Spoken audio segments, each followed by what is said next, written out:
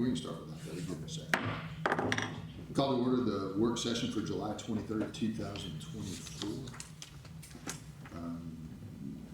Approval of the minutes, which will be for July 9th, regular session and work session. Any issues, comments, or concerns? Hearing none. Presentations during the regular session, so we'll have a 5-year service pin for Carmen. Got that. Oh, the one that we'll start with, this will be fun. We haven't really decided whether we're going to do this in a work session or whether we'll do it in the regular session, but why don't we just start in the work session? So let's have a conversation about consideration and approval of authorization to allow the mayor to execute a 90-day written termination in accordance with Public Transit Service Agreement dated March 16, 2015, which would basically give MARTA 90 days per the contract that was done in 2015. And Mayor, can I make a point of information? Go ahead. The council received a draft letter that I typed, and I did notice the clerical error that I addressed it to the wrong person. I apologize for that. All right.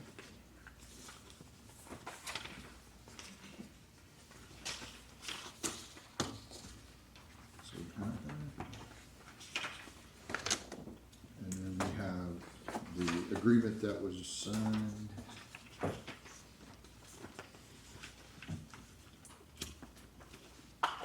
Sometime.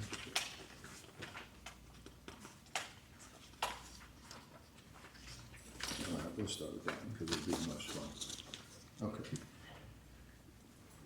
So as you all know, 2015, it appears the city of Morrow entered into an agreement with MARTA, after, I guess, the collapse of C-Tran and a number of other things. We have two portions. One portion is related to an ordinance that was set up where there were specific requirements that were no longer being met by the actual system itself. And that was changed back about 4 years ago.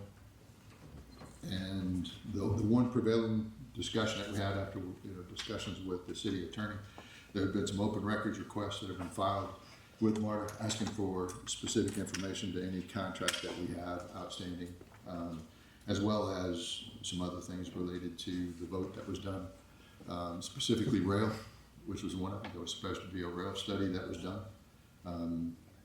From what we can tell, that was not accomplished. At least that's what the city attorney has told us as to what has been provided by MARTA. Is that correct, Mr. Baker? Yes, sir. Do we know why they didn't do it? I'm sorry, Mr. Mayor, which question? Do we know why they didn't do it? Produce the documents.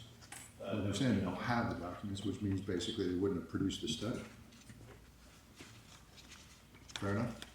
I believe that's the proposal related by the attorney, yes, sir. So how did they come out and talk about how much money it's going to cost to build a rail system that is part of the original vote if they didn't do the study? I cannot answer that question. Okay.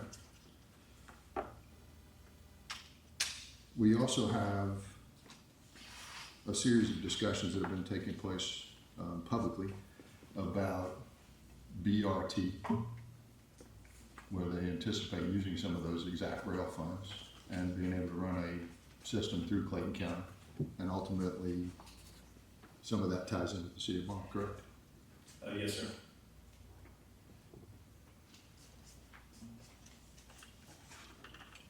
Have they shown us where they anticipate doing that with us?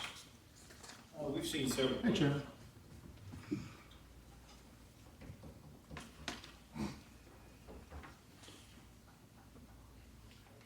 I'm not pulling up any of that, pulling up ridership information that we got recently from a traffic study that was done for 2024, submitted on that.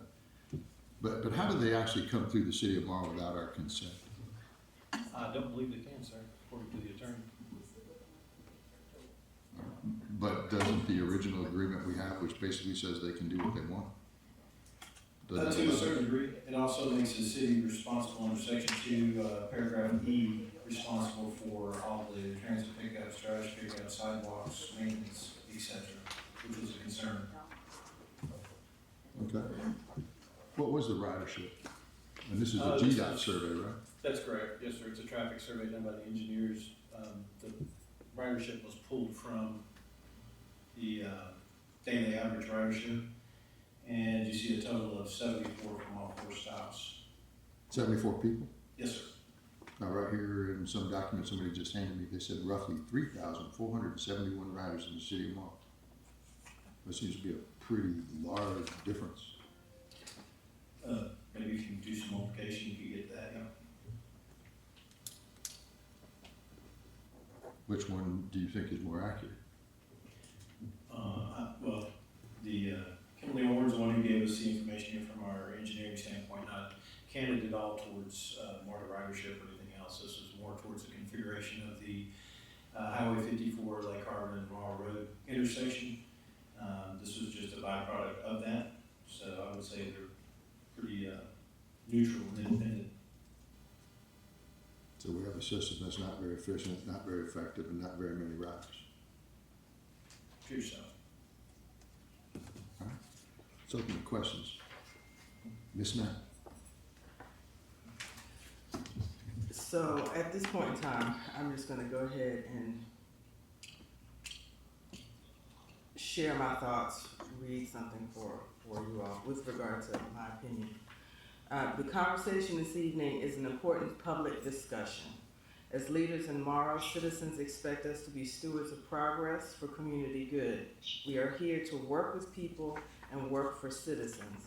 The request to consider terminating the city's agreement with MARTA, in my opinion, is not a prudent path for the city. Let's set aside any discontent about rail and focus on reality. The reality is that the County Board of Commissioners and the MARTA Board have approved the locally preferred alternative, bus rapid transit. BRT is a high-capacity transit mode. The public transportation industry has shifted to deliver BRT as an effective and cost-efficient option for high-capacity transit.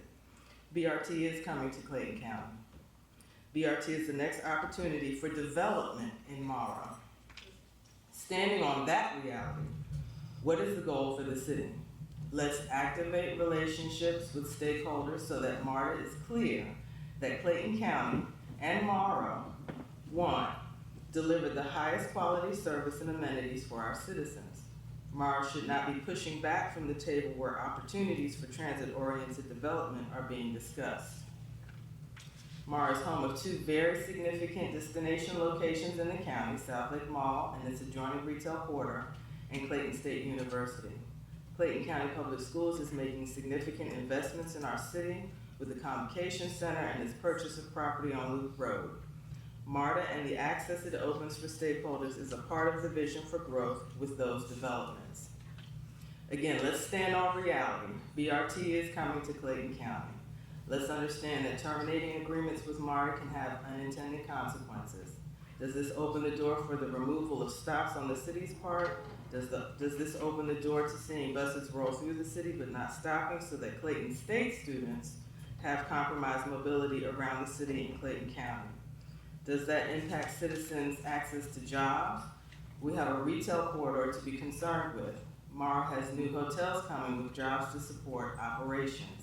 Let's understand that we all desire the highest level of service and amenities for the citizens of Marl and Clayton County at large. Let's make sure that we remain at the table to discuss the needs of citizens as we see the opportunities come tomorrow for growth from expanded transportation connections and transit-oriented development. If this is truly about engaging MARTA to improve bus stops and shelters, let's talk about the Road to Safe Transit program. Let's discuss and determine negotiable items. Let's see the solutions to conclusion. As a council, let's work to that end and not create the possibility for any scenario that disrupts service for the citizens of Marl, for the citizens of Clayton County, or our critical stakeholders such as Clayton State, Clayton County Public Schools, and our growing business community. I'm not in favor of terminating the agreement. I am in favor of council getting into conversations with MARTA about growth and opportunity. I am in favor of us being leaders in the conversation to gain the highest level of service and amenities for our citizens. Let's frame that conversation in the reality that BRT is coming to Clayton County and BRT is coming tomorrow. I got a couple questions for you. How do you partner with somebody you can't trust?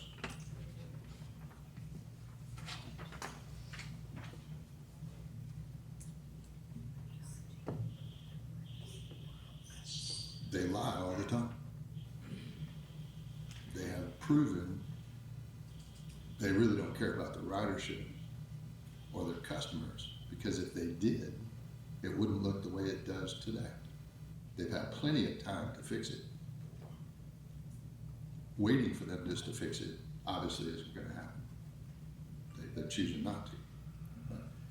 So that's hard. You know, you can always look at somebody and they can say, yes, we will. We know they have not.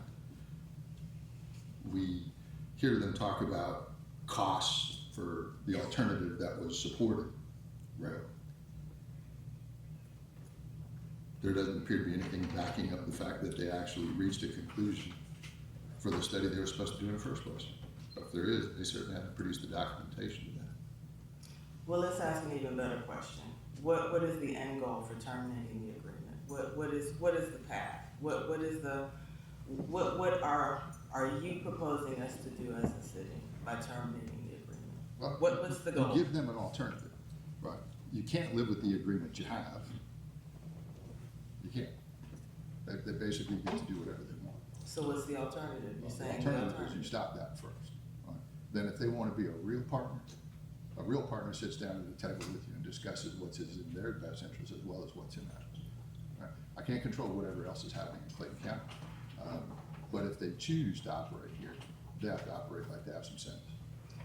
Well, I will ask this question to my colleagues on the dais. So, I'm gonna give this to you, and I think I can certainly share this with the audience. And I imagine you and the city manager have already seen this. So saying that, sit down at the table with Marta. So knowing that there have been meetings with Marta, and whether or not you agree with this program, let me ask this question first.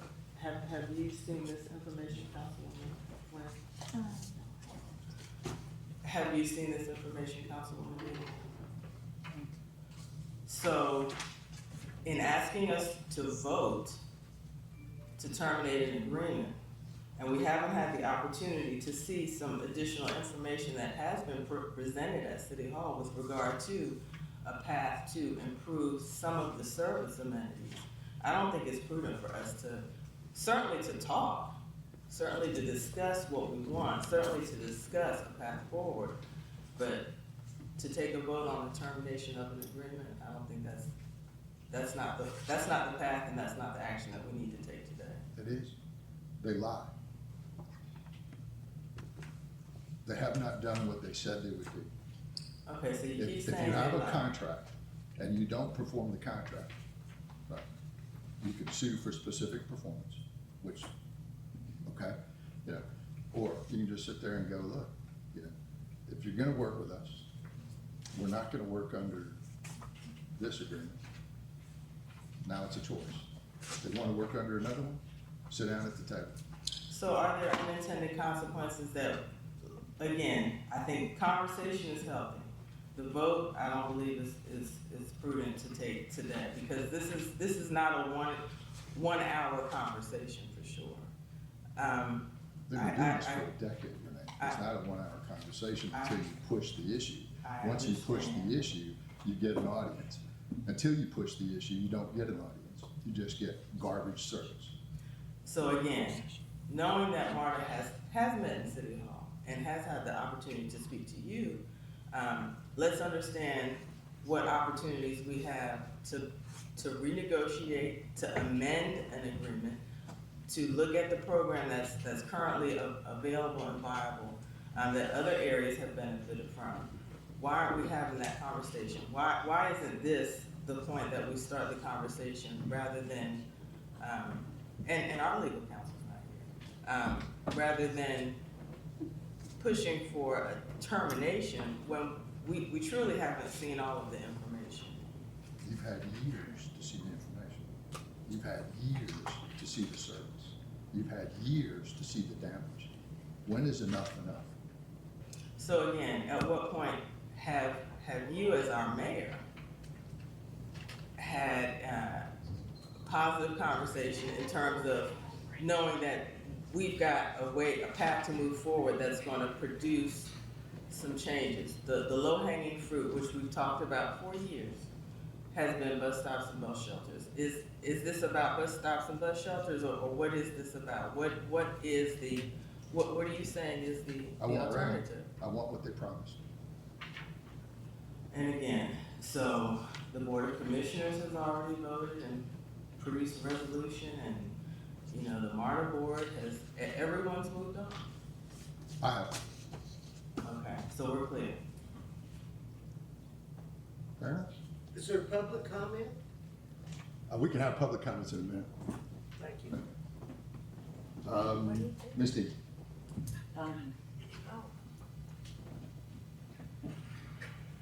Thank you.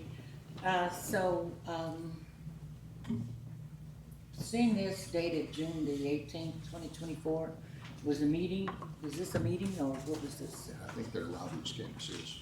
Okay, my question is this: if we terminate this agreement, what does that do for the ridership that we currently have? The 27 people or the 3,400 people? That's theory. The ridership.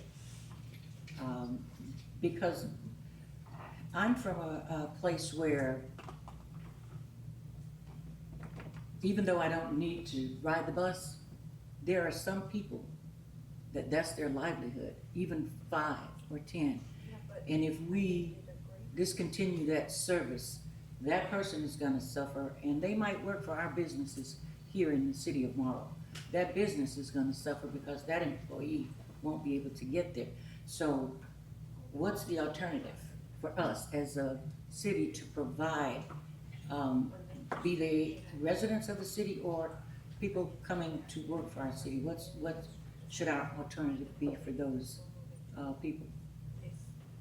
If we're gonna terminate the, Well, first you have to know the Transit city service. limits of the city.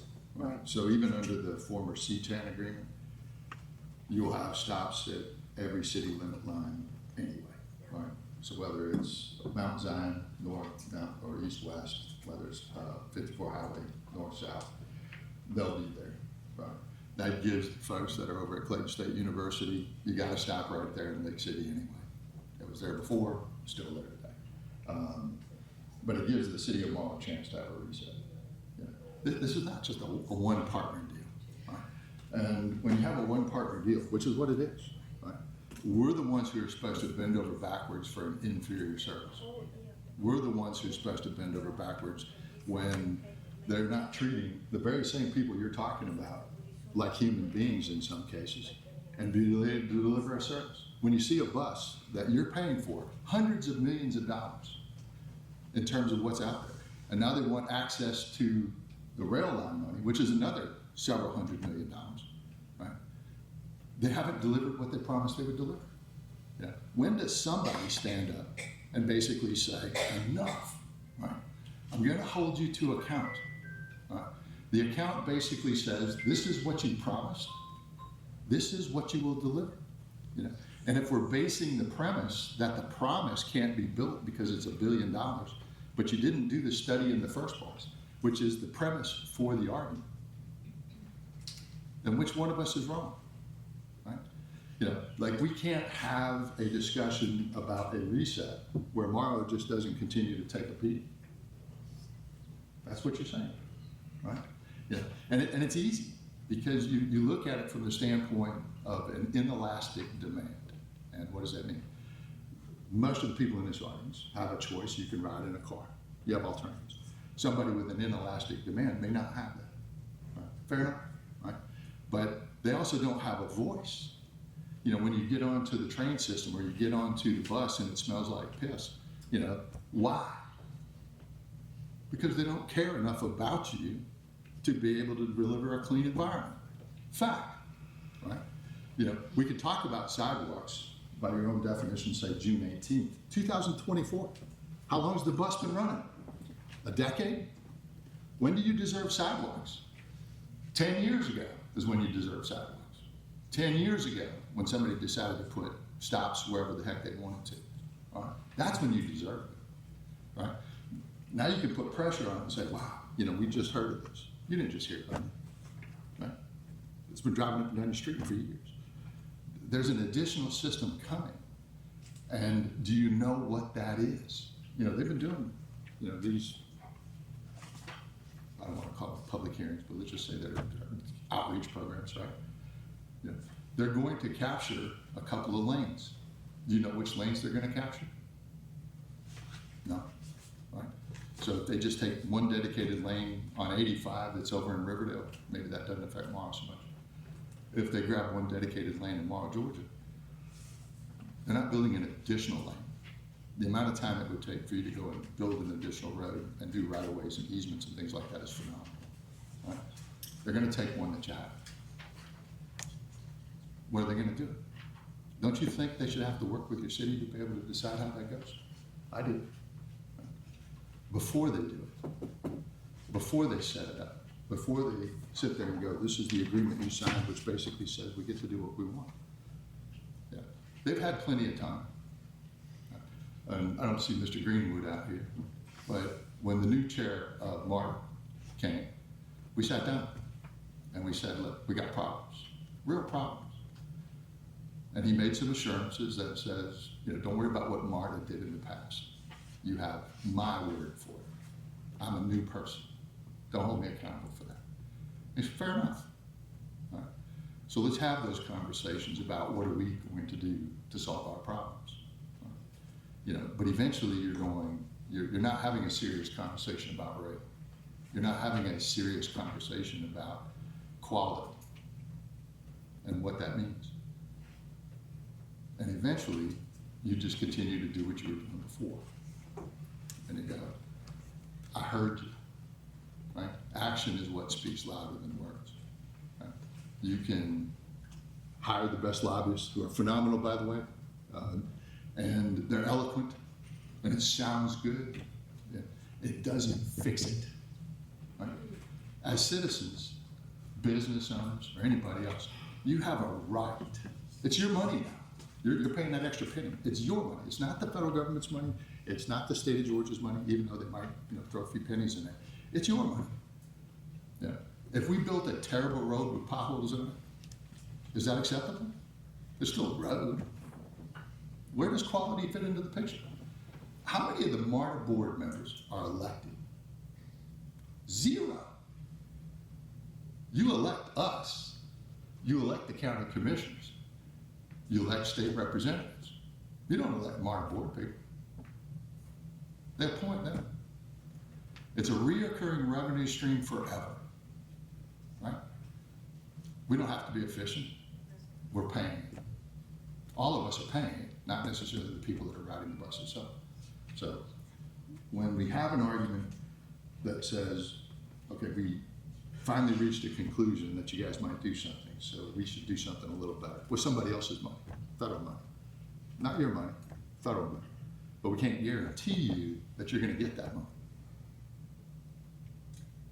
All right. So let's say we got Bob sitting in the audience. And Bob just happens to be independently wealthy, and let's just say that a little differently.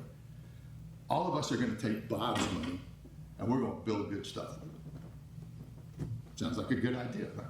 Why not? Except Bob may not have enough money to solve everybody's problems. It's a competitive grant system. There are other places that are going to get that money. So it's not real. It's the illusion of real. We're selling you something. We're marketing people. Where were the people in the audience over the last 10 years where your client is standing in the mud puddle? Why aren't you going to get the rail system that you would deserve? It's a fair system. I'm not opposed to public transportation. The system you have fails, unless you're on the north side of town. And it doesn't fail quite so bad, does it? Is this a problem? Is it just the south side people who get crappy service? Is that the best you get? Are we supposed to settle for that? No. I agree with you. And at some point, not trying to be hard to get along with, at some point you put your foot down and you go, I've had enough. Right? A partner comes and sees us and has conversations and delivers results. That's what a partner does. And I don't see that in this case. I see lobbyists. I see marketing material. I see pressure politically that you guys got to make tough decisions and you're not going to be able to handle it. You're wrong. You're just wrong. Right? Now, if MARTA, cancel the agreement. I implore you, cancel this agreement. Right? If MARTA wants to be stupid, that's what it will prove your partnership. Right? You can start from scratch any day you want to, any day, like a marriage. We can sit here and go, we're headed to divorce court. Right? We're going to end this relationship. Right? If it's just me that's the problem, fair enough. Right? But in a relationship, there's two parties here.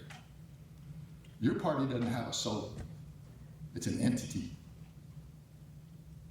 Right? These people up here, we're elected to provide good advice. And a decade is too long to wait for good service. Whether it's police service, fire service, public works, or anything else, a decade is just too damn long. Right? So if you want to pick a fight, I'm sitting right here. Right? Am I ready? I've been ready. Okay? And after 10 years, you're going to sit here and tell me this? Unacceptable. Right? Is it a choice? It's not a choice I want. It's not. Right? It's a choice you're pushing. Why do you have to do that? You don't. You could have went through the same effort it took to bring people here to actually reach conclusions. I think you can build a road? Yes, I do. And you obviously don't have any information otherwise. Anyway, I get off my soapbox. Miss Wynn.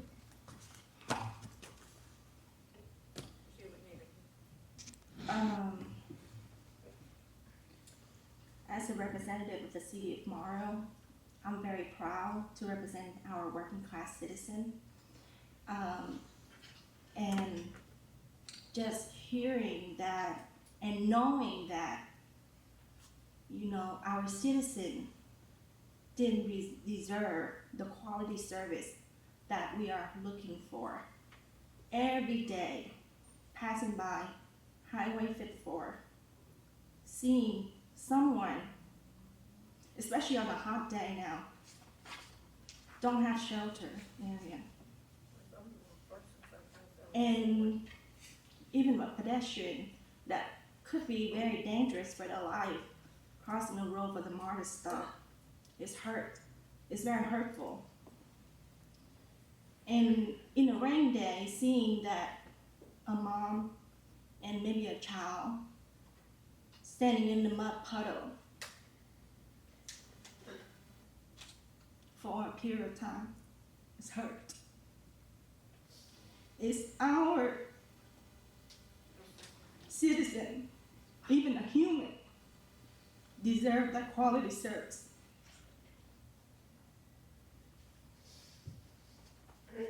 I don't think so.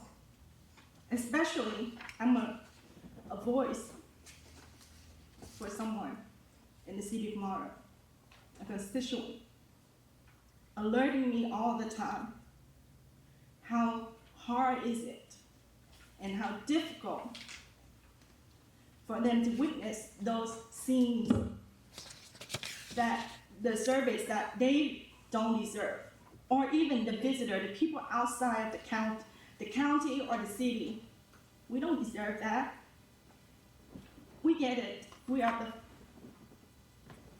not the greatest or the richest county or city, but we are productive citizens here, and we're aiming for quality growth in our city.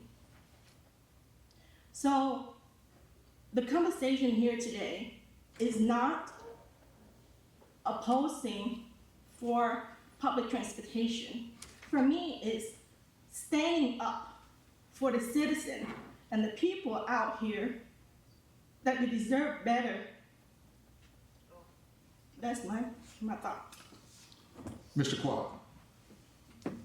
So, I am hearing, you guys discussing about this, but, can you, Mr. Mayor, can you let me know, this is by terminate the current contract with MARTA, I mean, with the intention to engage a better deal, I mean, to get them 3 years better, right? It's not a permanent deal. I'm seeing this as like a bridge that put us in a situation, I mean, a place that we can negotiate for better service. Am I right for that? That's the wish, you know, but you Okay. also have to have that second party that has a desire to not want to shove something down your throat. And right now, the contract that we've already signed is too one-sided. It doesn't require your support. It allows them to operate terribly, which they proved. Okay. So we have no intention to shut down the service permanently. Well, I don't think we're gonna go yanking up the bus stops tomorrow.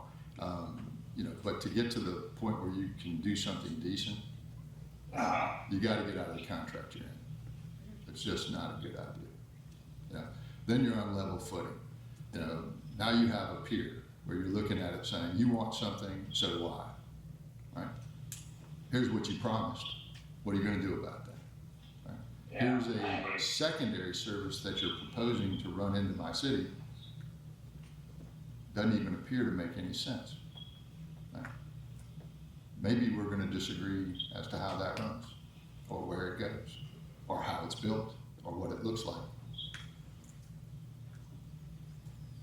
Yeah, I hear you, and I kind of agree that years ago they put 1% sales tax in there to do something, and then I mean if nobody stand firm and holding that accountable, I mean they can spend the money any kind of way they want to. To me, I think that we sound like we're being mean, but I think we're standing up for the citizens, asking for the better service for our community, and that's how I'm seeing it. So that's all I have to say. Thank you. If I might add Yeah, one by all more means, go ahead. comment. I think it's unfortunate. The vision of BRT, I did have the opportunity to see what BRT looks like on the ground. And it's unfortunate that this council didn't have the same opportunity. Mayor Lample, I know you weren't interested in going at the time. I may be characterizing it incorrectly, but reality is you didn't go. But it was a missed opportunity for you to see in real time, in real life, on the ground, how BRT actually works. I appreciate the passion. I appreciate the responses and the commentary. But as effective leaders, we don't have to always posture in a manner that tears something down when we have the ability to foster and activate relationships for conversation. We all want the highest and best service. We all want the best amenities. We should be at the table to make sure that what is developed represents the best opportunity and solution for citizens in Morrow and across the county. I don't believe, again, I'm not in favor of terminating the agreement. I'm in favor of us picking up where you are saying you've left off, so that we can make sure that we don't have any unintended consequence, any disruption of service to any number of people that rely on MARTA every day. And with our significant stakeholders, The school board has made a significant investment around the mall, at the mall. We have Clayton State University, they are significant stakeholders in the city, as well as our business corridor. We can find a way to lead into a solution. Stakeholders are here now. The attention is on this situation. Let's be prudent and move forward so that we don't break something in the process to those same people that you all are passionate about representing. Mr. Mayor, can I add something? Yeah, by all means, go ahead. I'd like to add one more point right here. So our team right here, our staff, you all have KPI. You have SMART goal. You have 30, 60, 90 days, right? When are we holding you accountable? Because your money, your salary is from our taxpayer. So for MARTA, we are holding you accountable here because the same thing that part of your function is part of our taxpayer too. And this has been almost 10 years. When is that SMART goal timeline that you can deliver the service that you promised us? That's just one thing that my concern. And also the data are conflicting. One data is right here, a single digits of the the rider, and one here is 3,000 people ride. So which data should I trust? And this information I just have today. That's just my point, thank you. I'm gonna make one more comment, and then we'll open it up for a little bit May of I, discussion. may I before you? Sure, go ahead. So, I feel that listening to the council that's here, when this contract was signed, 2 of the council members were not part of the administration. I feel that in order for us to make the best decision for this particular contract or renegotiate this particular contract, I do believe that we need to all, at some point, be at the table with MARTA. I don't think all of us have sat in on meetings with MARTA to understand exactly what MARTA wants to do. I've gotten portions of it from the old administration. I've gotten portions of it from the new administration. I don't know if you have had that experience, nor Councilman Quao. I believe that as a new council, and for you, this is your first year, I believe as a new council, we need to look at this contract and we need to discuss this contract. So, may I? Go ahead. Although I don't have the opportunity to witness the negotiation during that time, but the result is here, is now. And what I'm seeing is not what our citizen or the citizen that using the ride deserve. So that's it. I agree. One of the other things, and this is just point of information for people who are just listening to us, you got a BRT system. First, a portion of the money, you got a 1% MARTA tax. 50% of that 1% is designed for bus. The other 50% is sitting in a bank account somewhere, and it's designed for rail. If you've got $300 million sitting in an account, and you just can't wait to get your hands on it, that's the challenge we have today. If you don't put up your fight, that $300 million is going to disappear. You're never going to see it again. Right? And that is what you promised. You promised the rail. I think we have a right to hold you accountable for that. Now, does that mean a place like Riverdale, for an example? Riverdale doesn't have a rail. Right? It's not going to have a rail tomorrow either. Right?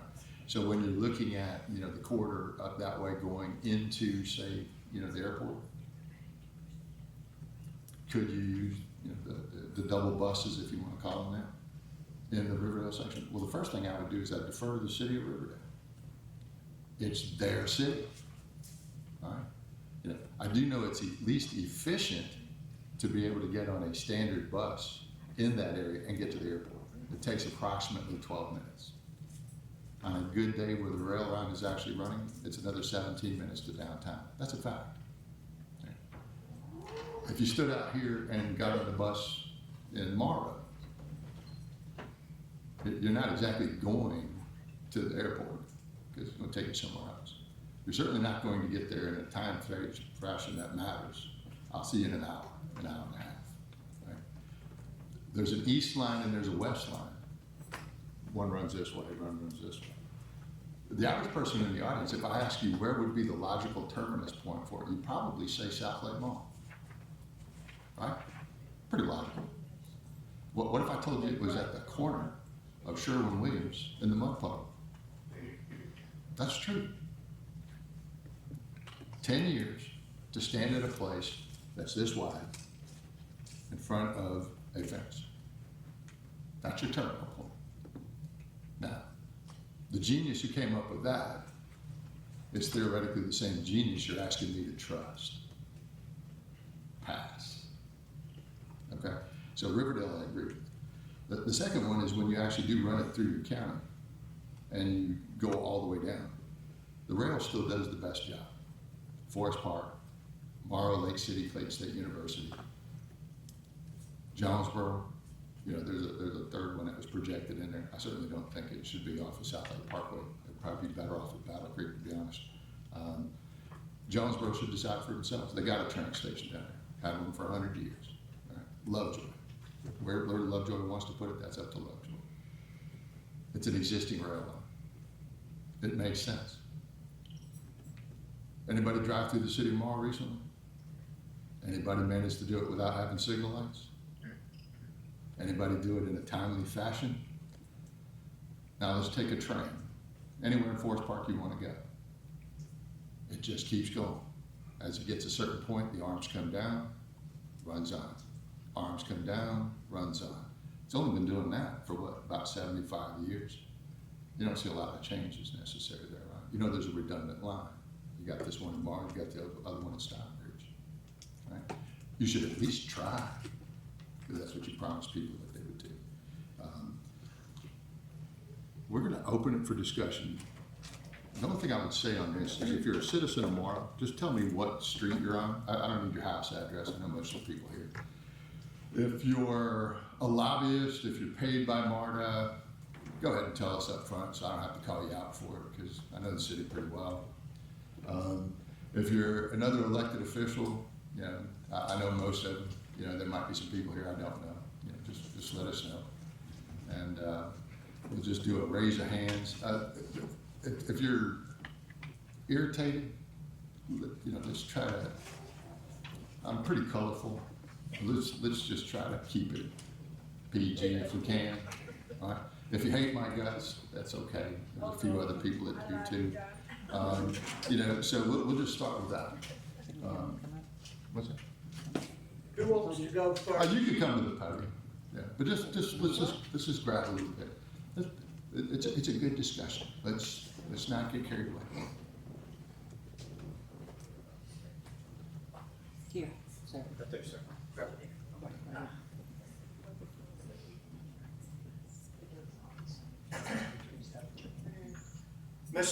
Mr. Mayor, members of the council, my name is Mickey Garber, and I live in unincorporated Rex, Georgia.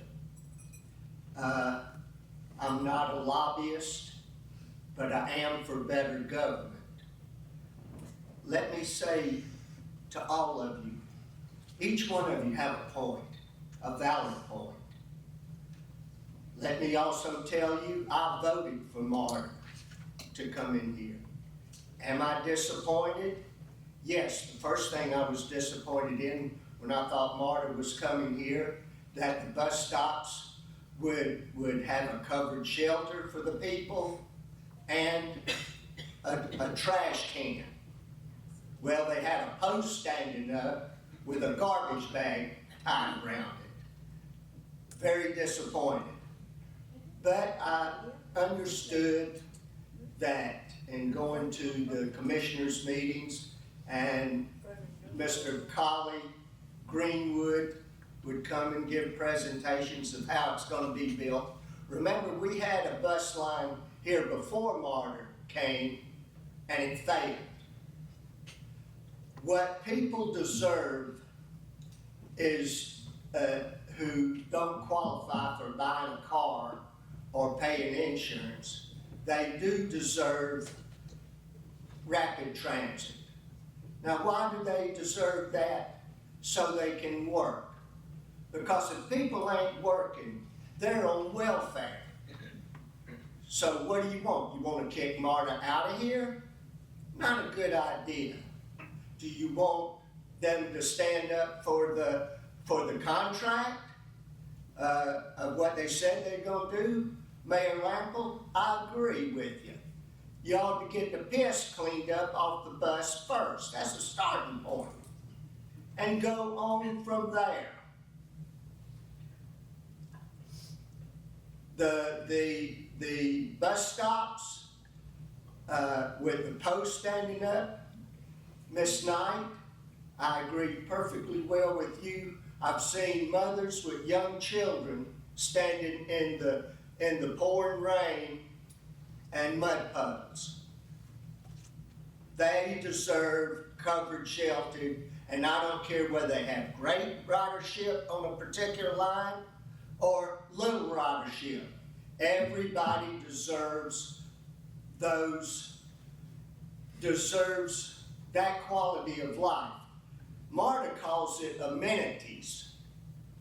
Well, when you build a house, you get a bathroom, a toilet, a kitchen.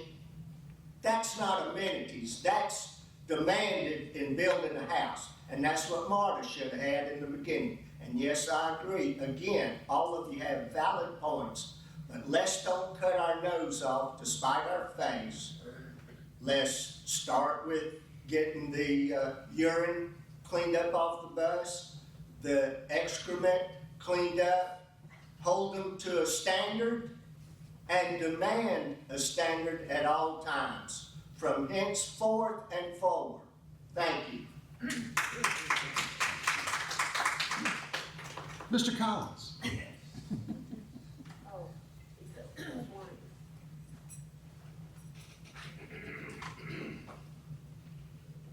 Good evening, Mayor and Council, citizens. Of course, I'm not a lobbyist and I'm not an elected official, but I am a concerned citizen. It was my understanding some years ago when the people from MARTA came out to the city doing a proposal for the shelters and the trash cans and the cutting of the curbs. There was a disagreement as to who was going to fund that particular initiative. Also, it was my understanding from the meetings, previous meetings, that Norfolk Southern was not willing to share the rail with MARTA. That's what came out in the meetings. And that MARTA was looking for alternative means of transportation to support the stakeholders and the residents of Clayton County. This doesn't just affect MARTA, it affects all of Clayton. And we have to understand that. We also, I've also gathered from this meeting tonight that there have been conversations going on, and all of the council was not privy to those discussions with MARTA. So it's my belief that you can't make an intelligent decision on terminating a contract without having all the information on the table. Now, I agree with Mel Lample. You voided your contract when you promised us rail in 2015. We taxed the city, citizens of Clayton County, to support that initiative. And I feel that you should have been good business partners, willing to come and sit down to the table with all the municipalities, not just one, with all the municipalities to come up with some alternative means of transportation. Now, I do remember this. I have sent photos to council members, residents or citizens of Clayton standing in the rain at a bus stop. It's disheartening. It's very disheartening. In fact, I sent pictures right in front of Wells Fargo Bank of a young man standing in the rain at the bus stop. Nothing ever became of it. I look around the county and I see these shelters in all the other municipalities, but the city of Marl. And that's not right. That's not giving the residents of Clayton and Marl your best. And you should be ashamed of yourself for that. Now, we should be ashamed for not being willing to sit down to the table and come up with some alternative means so we can get better transportation within Clayton. Because if we shut it off, if we terminate this contract, it's not gonna affect you. You're gonna get in your car and you're gonna go to work in the morning. But what about that little $15 an hour person that has to catch the bus from Forest Park to get into Clayton County, further into Clayton County, or come from Jonesboro to get to Clayton State University? What about that person? That $15 person? We oftentimes don't take those type people in the most underserved, I should say, into consideration. And whatever you do, think about the underserved. Don't be selfish. Educate yourself on the full extent of the contract and the discussions that have been going on over the years, because I've been privy to them. And then you'll fully understand the impact that it's going to have on all of Clayton, not just Marl. Thank you. Yes, ma'am.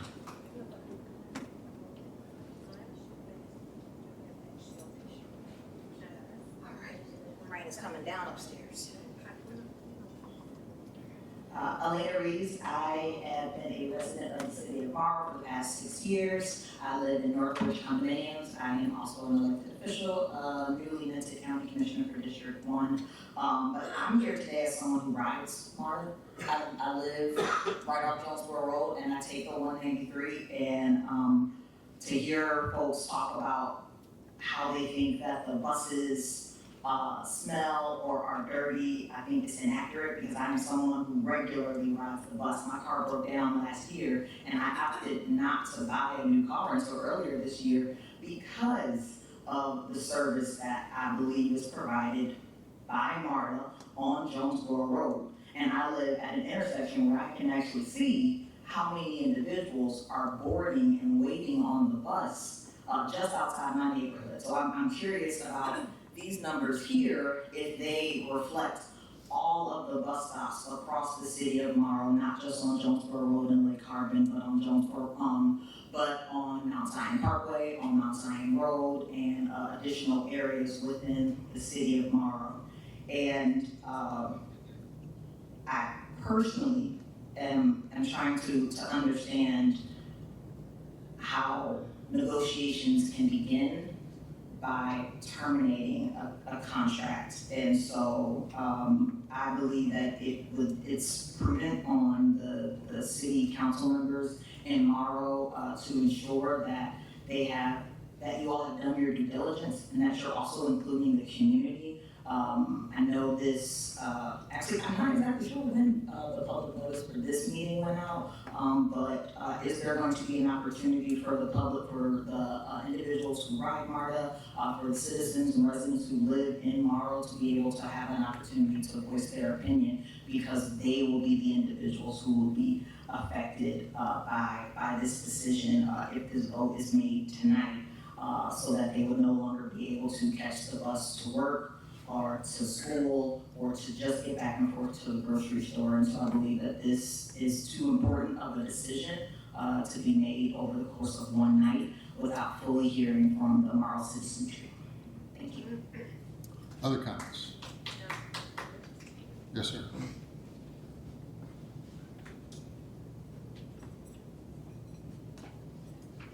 I'm gonna do one thing real quick, just keep coming up. I'm gonna call the official City of Morrow council meeting to order. We're gonna delay the pledge and everything else like that, but I just wanna get it on the official minute so that it started at 7:30 for those people that were here. So I'll call the City of Morrow, July 23rd, 2024, City Council meeting to order. My name's Peter Andrews. I'm the Chief Legal Counsel for Morrow. Thank you for letting us speak tonight and have this interaction. I will tell you factually, this is the first we've heard that you would like to renegotiate the contract. Totally fine by us. We're open to renegotiating the contract. All you have to do is pick up the phone and ask us. We are here to provide services to the constituents of Morrow and the county. So all we have to do is be asked, we'd be happy to negotiate. The one thing I would say is, I think that one of the council members pointed out, it should be a group negotiation, because to date, the conversations, Mr. Mayor, with you have been very brief and abrupt. So if you want to negotiate something, it takes two parties, like you said, so we'd be more than happy to negotiate with Clayton County. Have we met before?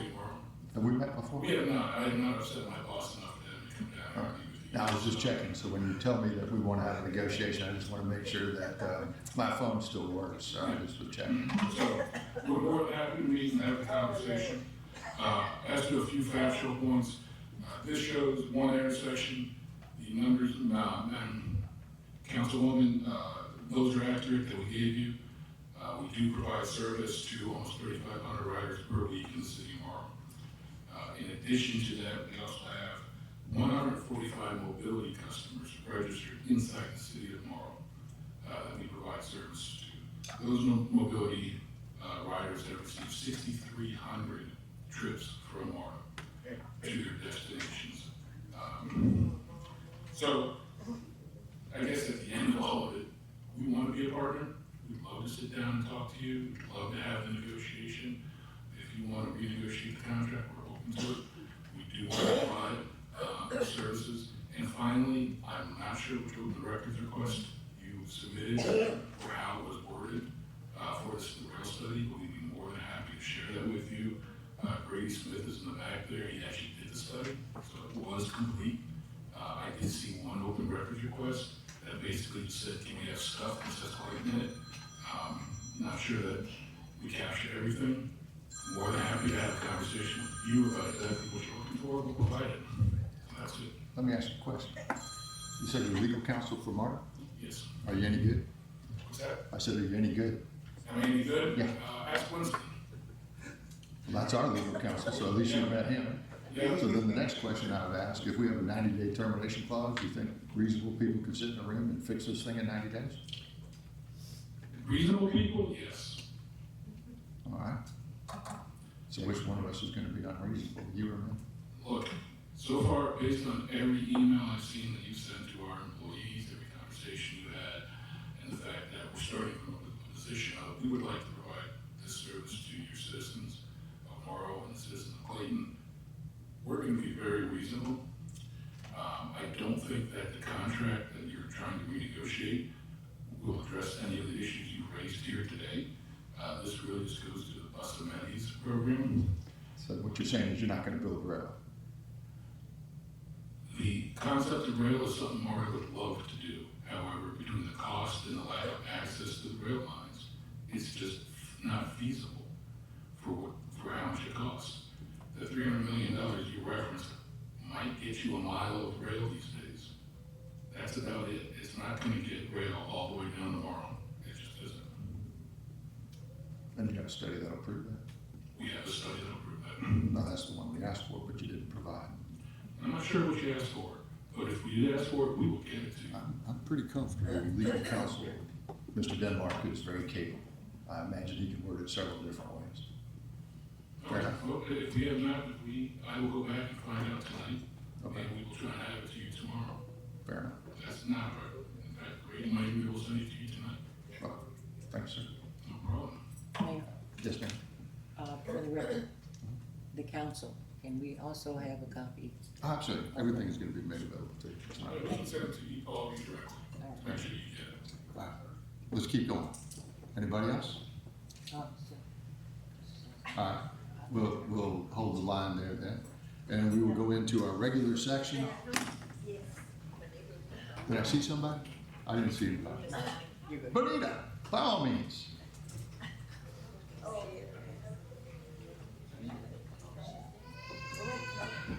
Good evening, Mr. Mayor and council. My name is Bonita Crawford, and I am a citizen of Marlow, and I am not an elected official, and I'm not a lobbyist.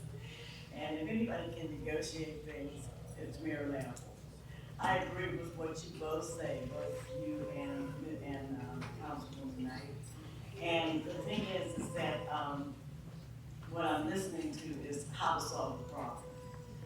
In solving a problem or renegotiation or anything like that, I do want everybody to keep in mind the future.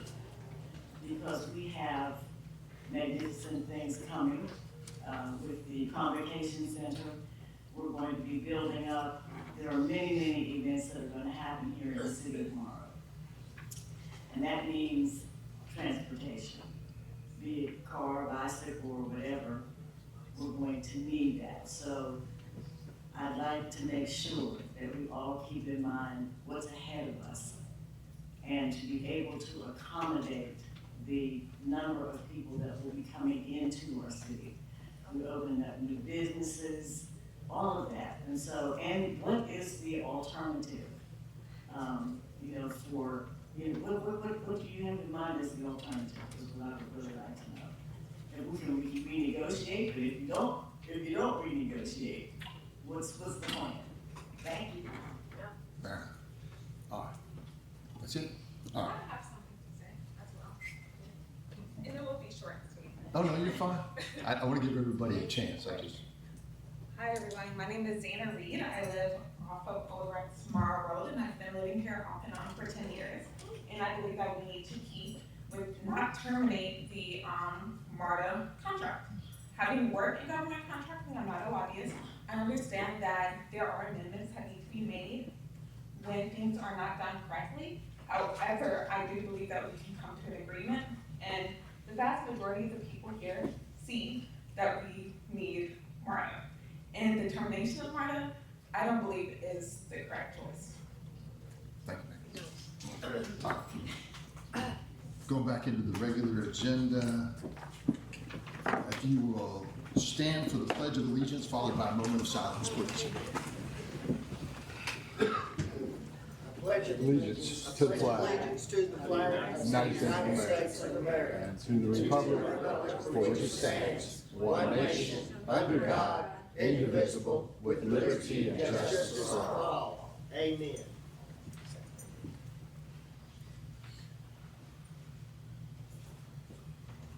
Please be seated. Approval of the minutes, you've had those before you. Do I hear a recommendation for the approval of the July 9th regular meeting minutes and the work session minutes? Do I hear a motion to approve? So moved. Motion approved. Is there a second? Second. Motion properly seconded. All those in favor say aye. Ms. Knight? Aye. Mr. Qua? Aye. Ms. Dean? Aye. And Ms. Wynn? Aye. Motion carries. Presentations. Our fire department has a 5-year service pin for firefighter AEMT Carmen Sherman. Good evening, Mayor, Council, all our guests tonight. Very honored to recognize Carmen Sherman tonight for her 5-year service pin. Carmen is a huge asset to our department and our city. She offers excellent customer service. She's quick to jump in and help wherever she can on medical calls, fire calls, anything. She most recently became an engine driver and operator, and she's been the engine driver and run the pump on several fires we've had lately. She does an excellent job with that. She gets compliments from the community about her excellent customer service skills. She's genuine, she's kind, she's nice to everybody. Can't say enough positive things about Carmen. But we're just, so glad that she's a member of our team. So, Shannon, I'll do that.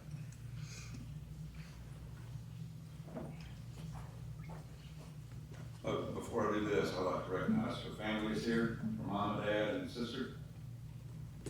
Best friend, sorry. You look a lot alike. And Jake, her husband, and we'll go Riley in the back. You may have heard her in the back before the meeting started. So we're glad to have everybody present tonight.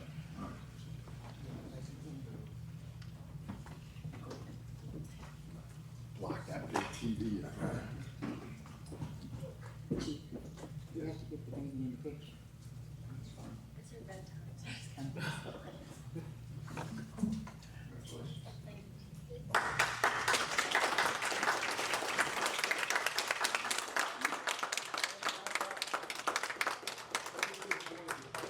For 5 years of service to the city of Marlin Fire Department. Mayor and council, thank you for your dedication, service, and growth. Congratulations.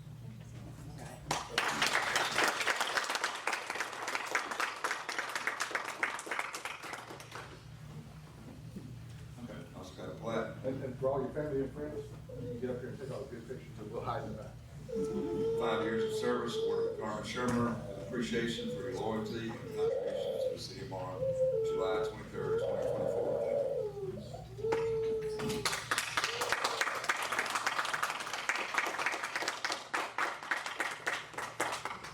Pictures now, Mayor, or? Yeah, by all means. Okay.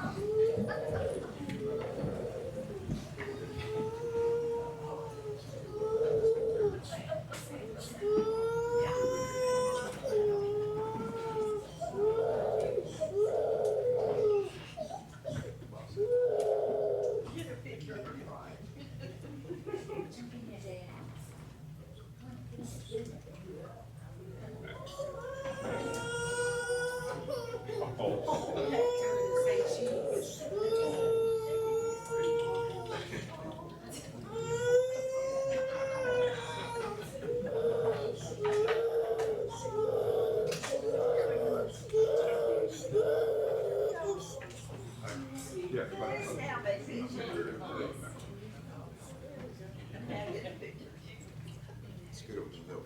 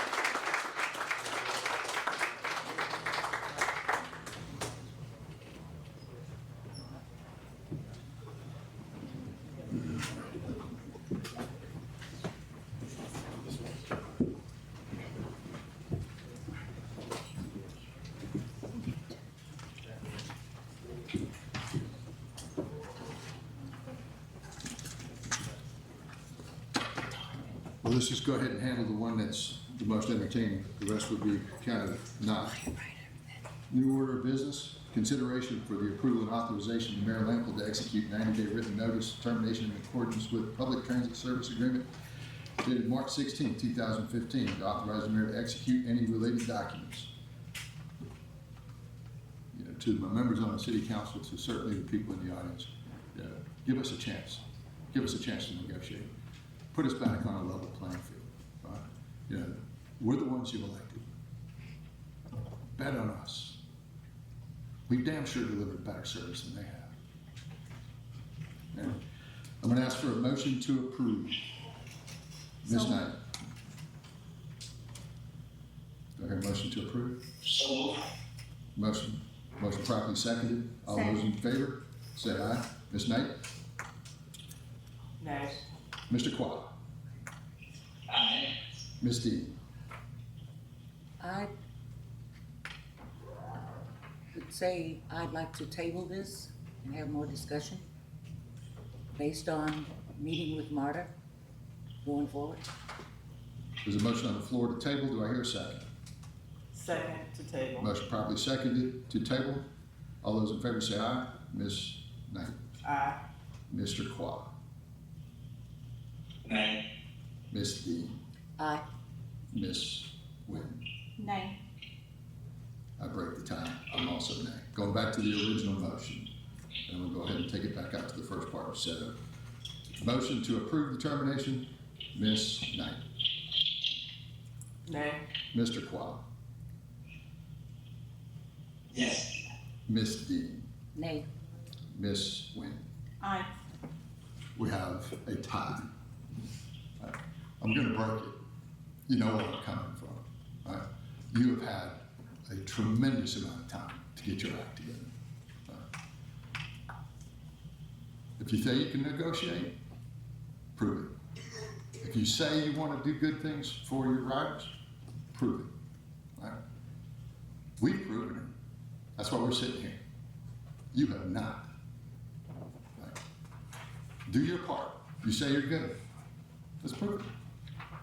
A motion to approve. Motion carries. Consideration and approval of planning and zoning recommendation to approve the conditional use application for variance for the service station at 6459 Jonesboro Road as requested, and to authorize the mayor to execute any related documents. Miss Marty Tracy. Good evening, everyone.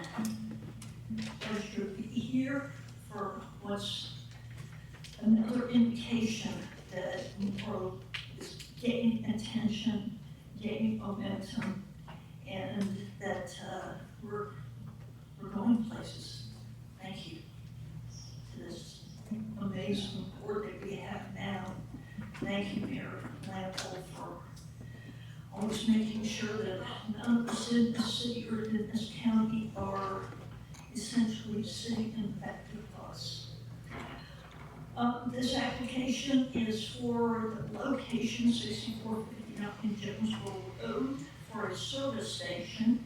It, location is in compliance with code in that it has been a service station in the past 30 years.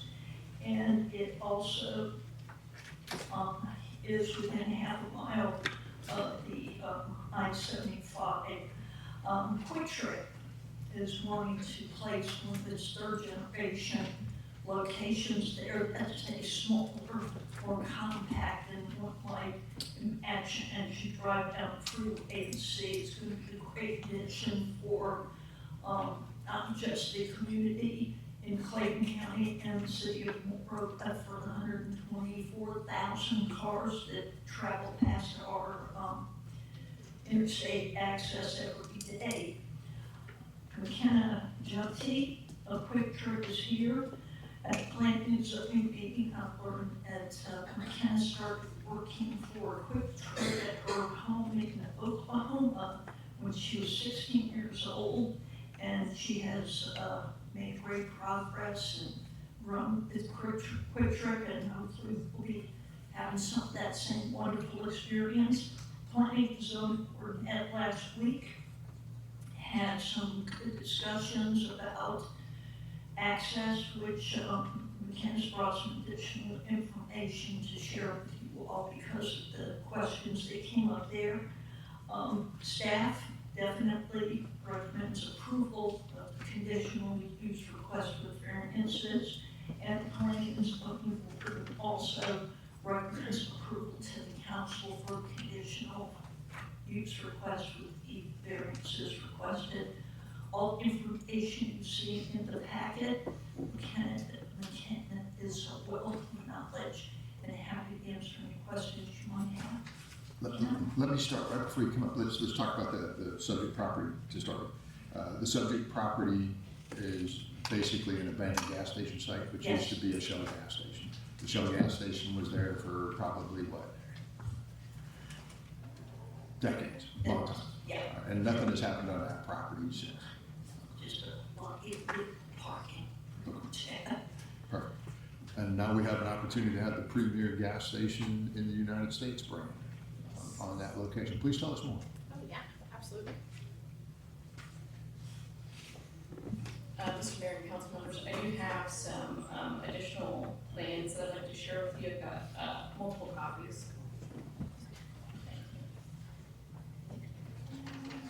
The first page on these plans, they show an auto turn exhibit, which essentially just shows how large trucks are going to navigate in and throughout the site. This was a question that came up during the planning commission as to whether or not fuel trucks and trash trucks would be able to easily circulate, and so I wanted to provide that for you. And then the second page is just an overall site plan for your viewing. Just to go over the request and who I am, my name is McKenna Junty, and my office is located at 952 Old Peachtree Road in Lawrenceville, Georgia. This is Quick Trip 1774, and we are going for a conditional use application for 1.5 acres located at Jonesboro Road in South Lake Plaza Drive. We are proposing to construct a 4,996 square foot convenience store with 8 fuel pumps or 16 fueling positions. We are requesting 2 exceptions to Morrow City Code. We are seeking relief from the requirement disallowing front parking and seeking to increase the maximum allowed parking spaces to 50. We feel that this location is going to be one of our, I would say, most successful in this area based off of what I've been seeing as far as what we project this store to do. And so with that being said, we want to have plenty of spaces for customers to park. We don't want to have people circling the lot to find a safe spot to put their vehicle. And we are also seeking relief from the requirement of a 10-foot landscape strip adjacent to accommodate the abnormal topography of the site. This is 1.5 acres. We are typically accustomed to developing on 2, which is why we're doing a smaller building as well. Our typical convenience store size is 5,312 square feet. This one is just under 5,000 square feet. It's about as small as it gets for us. And so we're doing everything that we can in that regard. And as far as access is concerned, we're proposing a full access point off of South Lake Plaza Drive and a right-in, right-out off of Jonesboro Road. One thing that you might notice about the right-in, right-out access point, or I guess just the overall site, is the original plan had the building pushed a little bit closer to Jonesboro Road. We're in the process of working with GDOT to come up with a little bit more area between the first internal movement and the entrance of that right-in, right-out. Typically, GDOT requires 100 feet. We're currently sitting at about 70. And so if need be, we may have to get rid of that rear pass-through that you see. We would then create a vendor area on the plain right side of the store and get rid of that little strip that you see. Is that on 54 Highway? Does it go all the way to where John Robert is, or does it go, where do you start your number? Like a tape measure, where do you reach the so 70? it's at the edge of the travel lane to the middle of the first internal movement. And I'm not sure if the site plan depicts it, but there may even be a measurement listed there. But it goes off of GDOT's access requirements where we measure it from. Fair enough. Questions? Ms. Knight? No questions at this time. Mr. Qua? No questions. Ms. D? Yeah, good evening.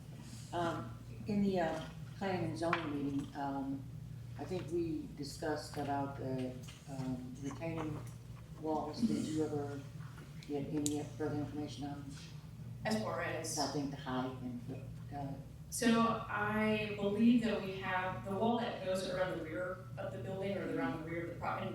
Let me back this up and just say this. Because of the grades of the property itself, I can give you measurements that we have right now, but they are 100% subject to change just because of, GDOT, if they say, hey, you have to have 100 feet of road depth between that entrance and that first internal movement, those retaining walls, they're going to change because then our site's going to sit 10 feet higher. And so as it currently sits, we've got a retaining wall in the rear of the property that is tall enough to require a fence around it.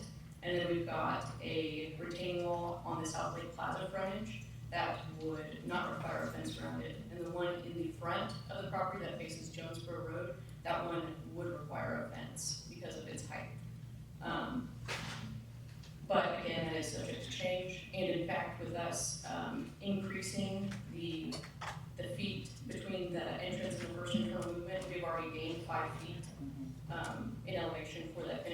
building.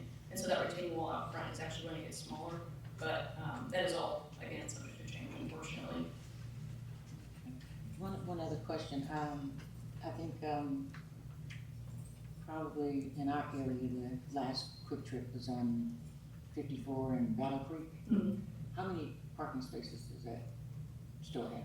I'm uncertain at this time. I would have to look at that store's layout, but I do not know if that's Yeah, how because I don't think it's 50. right, and it may not be. Okay, thank you. Ms. Wing?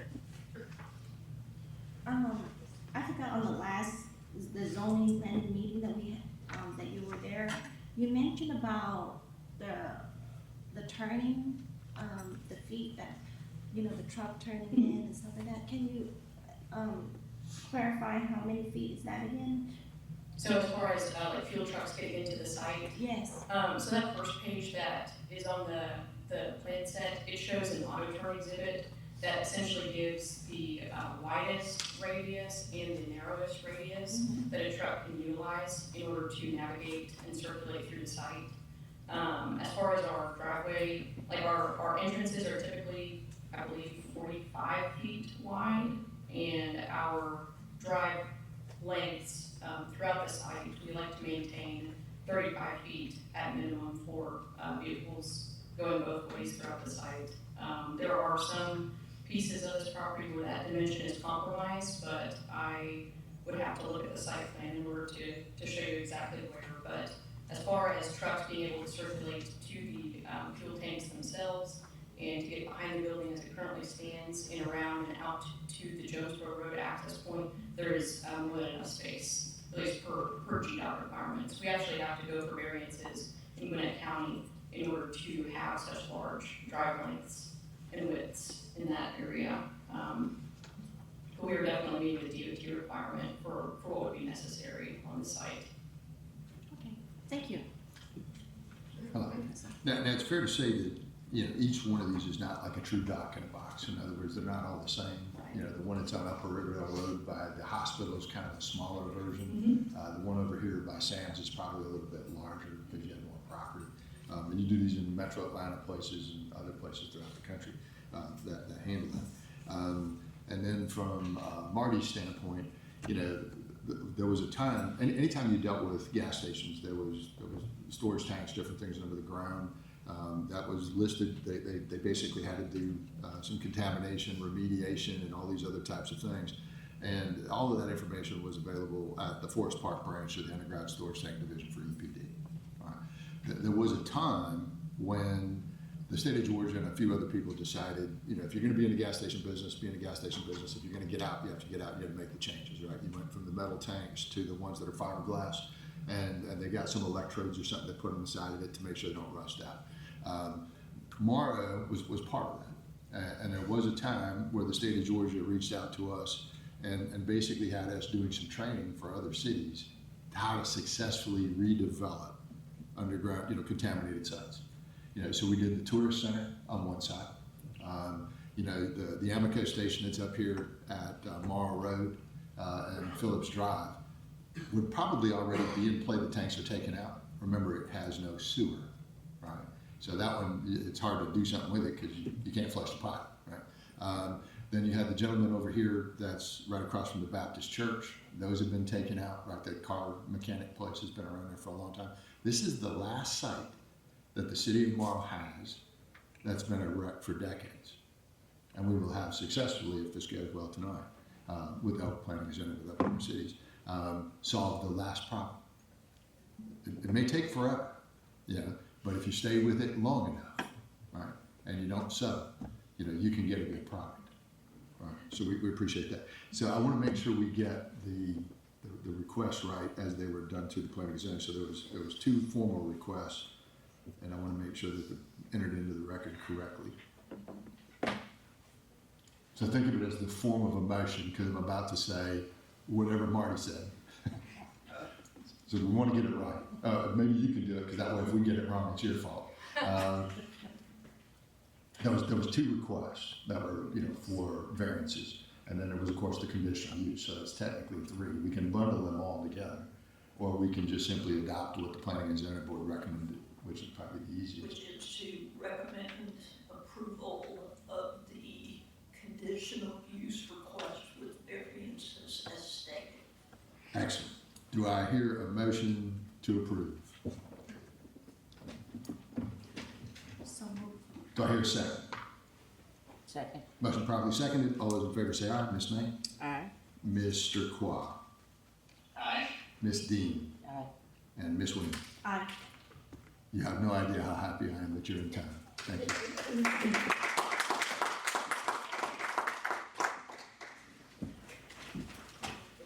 Third item is a consideration of packages and advertising in the City of Marl's LED walls, including those at City Hall, Marl Station, I-75 South, exit I-75 North, and signs that may be added in the future to authorize the mayor to execute any related documents. Mr. Baker.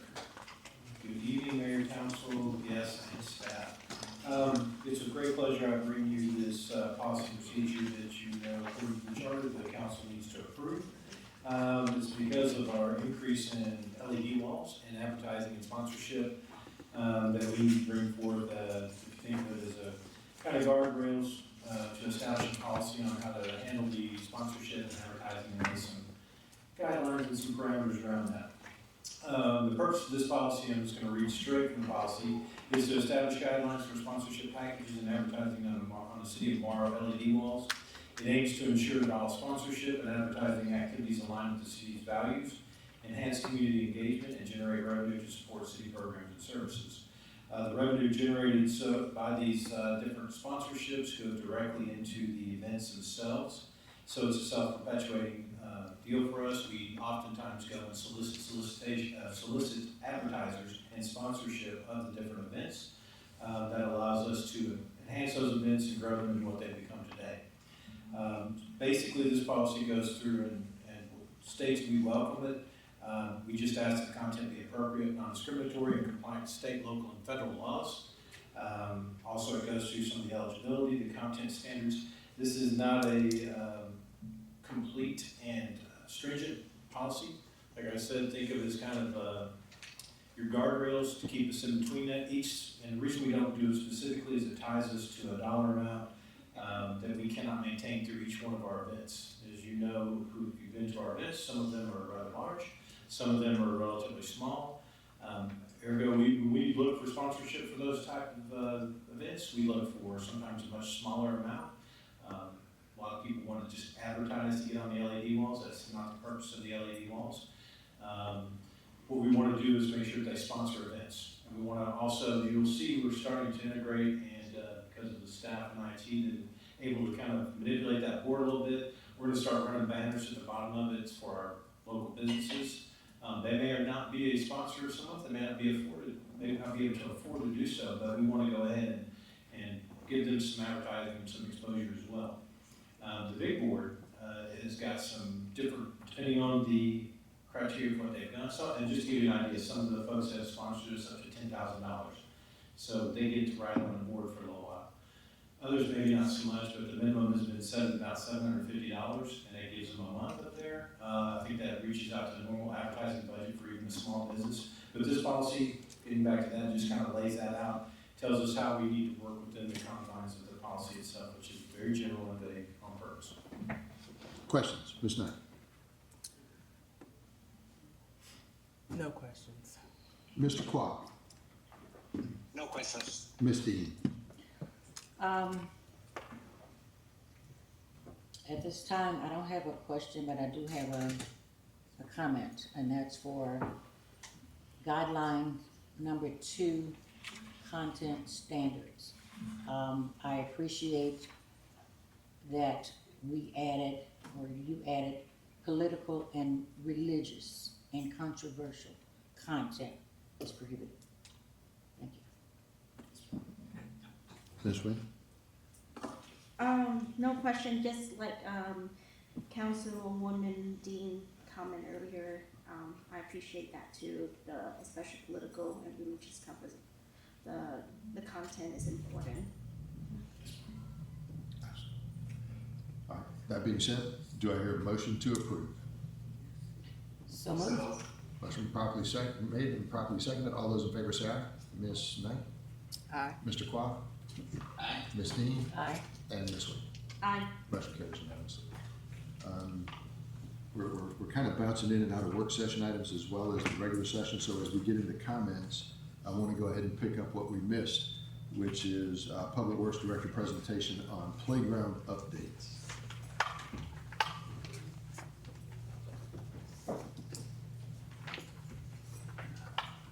Good evening, Mr. Mayor and Council. Evening. I gotta make sure I got the right one. We had to do last minute updates.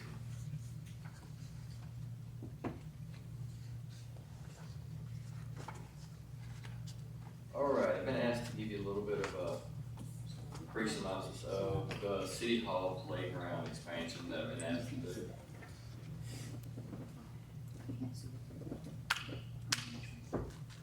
Currently, we've got several photos here. What we've been asked to look into is doing an addition onto our existing City Hall park. On the backside here, we've got a lot of open space. We also have some open space over in the wooded area back here behind that right there. First thing we're gonna do out here, we are replacing the borders surrounding this part of the playground here, the whole backside, and then in front. As you see, a lot of those are rotted, tearing up. We are gonna replace those, get those moved out, as long as, and adding on to our addition back. What we looked at was doing an exercise park.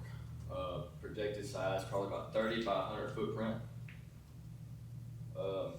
We reached out to Landscape Structures. They were able to give us these drawings here of what it could look like with a couple different options of equipment there.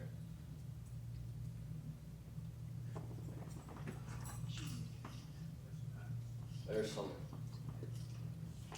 long photos of what equipment they did offer.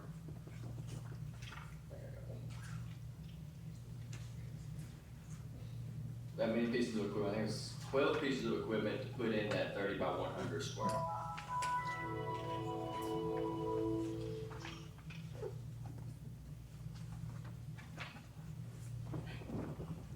With that bid that they submitted, they gave us two different options for playground surfacing. One was EPDM, which is a small rubber pellet. The second one is a bonded rubber mulch, which is real similar to our walking trail now. Here's the projected quoted price. Right now, the projected quoted price for the equipment is right around $76,000. Freight, $3,500. The install for the equipment is around $22,000. They had it broken down into two different sections for the surface. Total for the 30 by 100 square would be $154,000. They also went ahead and quoted out adding that additional surface to the existing playground, which would be another $180,000 if they was going to go that route, bringing the total to $334,000. Currently, we've already got one piece of equipment on the way. We ordered this last year. As soon as I get the shipping date, I will let you know. We ordered this swing to add to the playground now. Kind of get a little bit of new stuff out there, let the kids have some more fun. We also ordered some equipment for the dog park. I did get the shipping for this today, so this will be here within a month. So the dog park's getting some new equipment out there as well. What is the equipment? We've got a couple little ramps, little step-up platforms that come up the stairs, go down the ramps. They've got a little maze they can run through, it's kind of little arches. And then they've got a couple other standing climb on things for the dogs.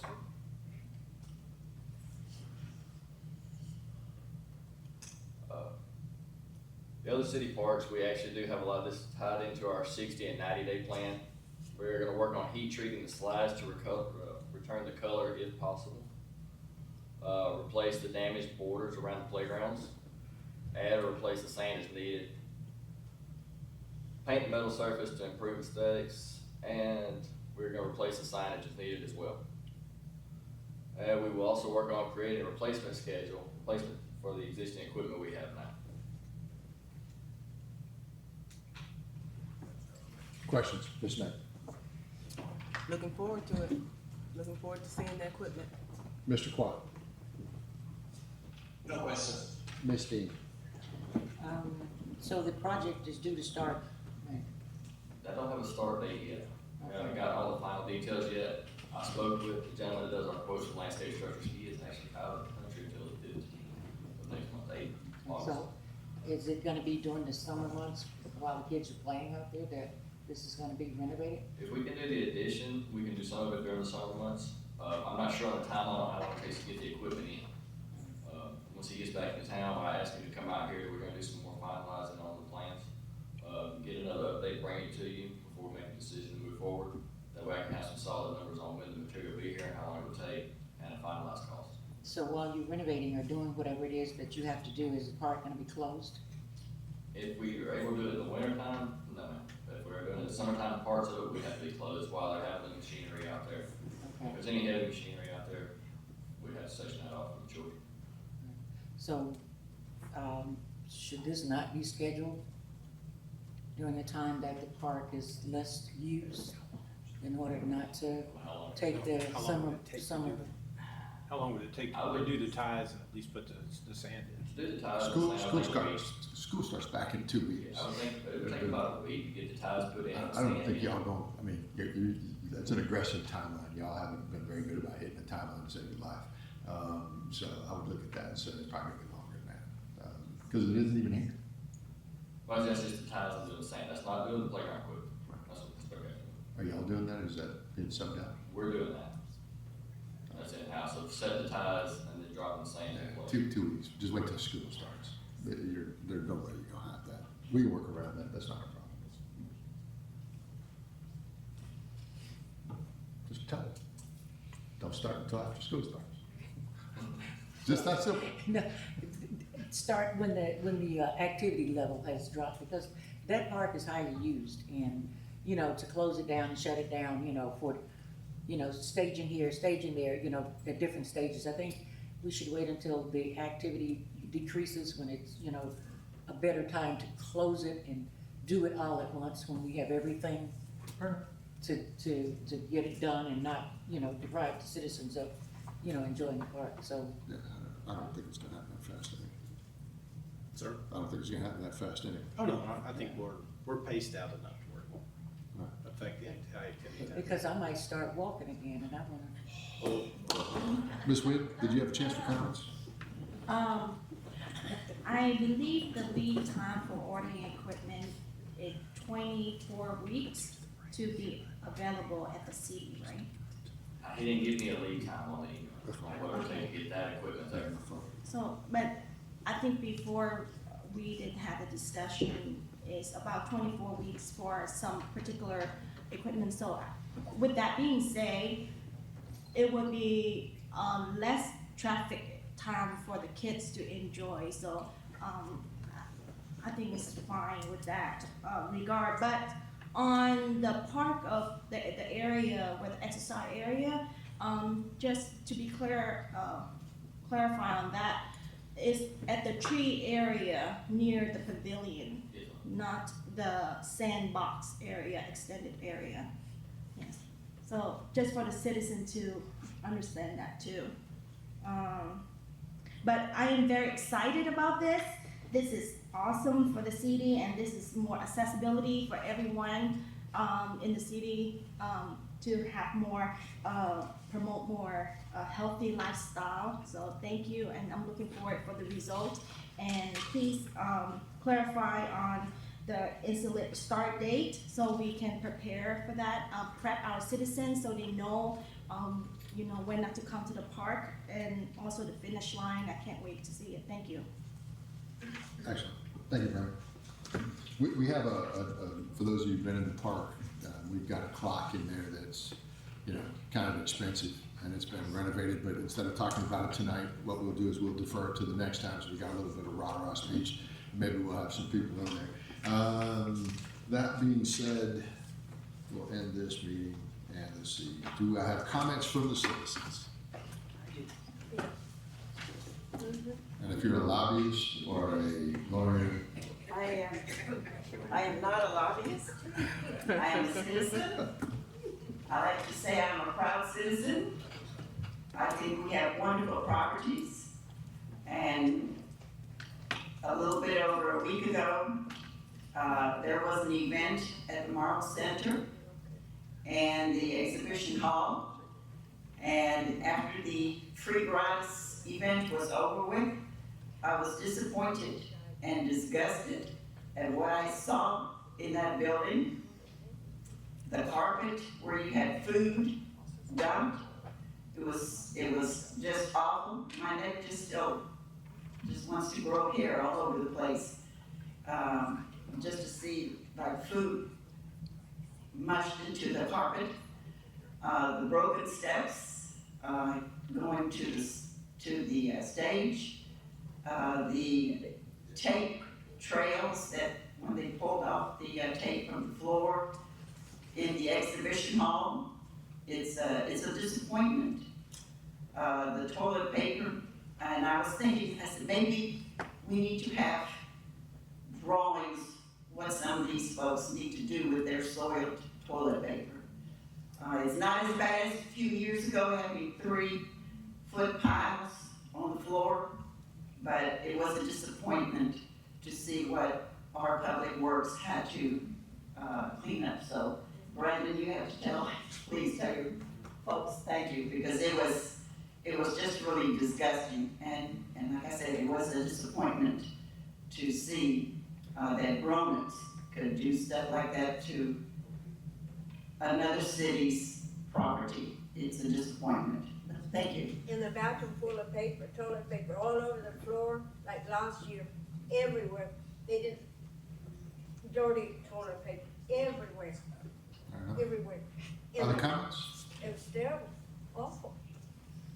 Comments from the city council? Ms. Knight. I appreciate all of those who came out this evening. We need more opportunities for the public to come out, express themselves, so that we can be clear on what steps we need to take to get to where we all want the city to go. We want the city to be the best. We want access in a very diverse city like this. I will say this, I've consistently said that we don't have a diversity problem tomorrow. We certainly have an equity problem. We need to make sure that access and opportunities reach all of those citizens that we represent. So I will leave my comment there. Mr. Quah. No comment. Ms. Dean. Yes, I do have a comment regarding the contract. I hope that we will be able to negotiate with MARTA going forward, because this is an issue that I, as a council person, have been dealing with for quite a while. And going forward, I would like to be informed and also of meetings that will take place. I'd like to attend those meetings so that I'll know firsthand what is expected from the city and what we are asking MARTA to do, so that we will be able to have input in the conversation more. And again, I believe that the ridership is important. Most of us have cars, and it really doesn't concern us, but who it does concern is the ones that are unfortunate enough to have cars to be able to, you know, they can't afford to pay for the privilege of having the cars. And I think as elected officials, we need to consider what's best for them and look at this contract and work out something with MARTA. I think it's incumbent upon us as elected officials to be able to make sure that that service does not go away. And Mayor, I appreciate where you're coming from. I understand what you're doing, what you're saying, but we have to think about everybody. Those that are less fortunate, we have to find a way. I was not aware of the mobility ridership numbers, but I do see that there's person that comes to our garden, she uses that service. That's her only means of transportation, to come and be a member of our community garden.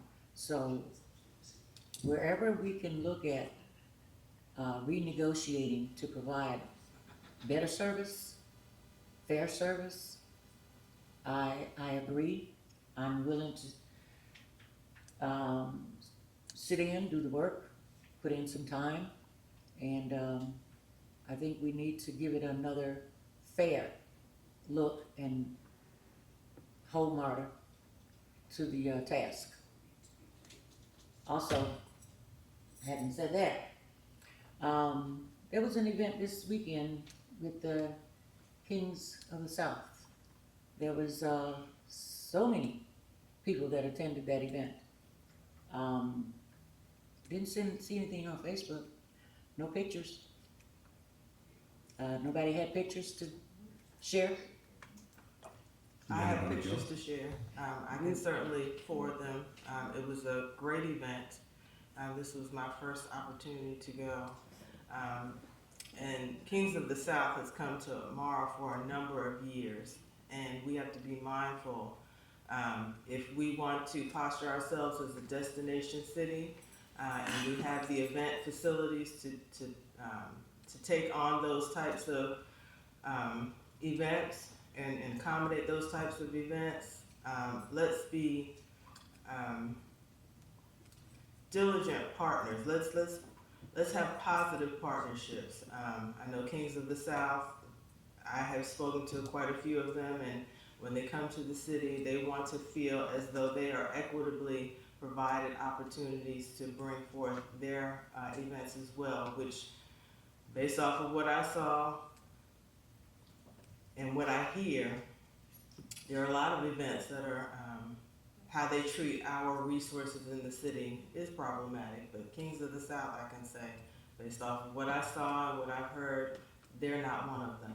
They're not one of those events. So I certainly appreciate Kings of the South for maintaining their relationship and their desire to be in the city. And let's, I'm going to advocate for them to continue to do so. Miss Knight, or not Miss Knight, Miss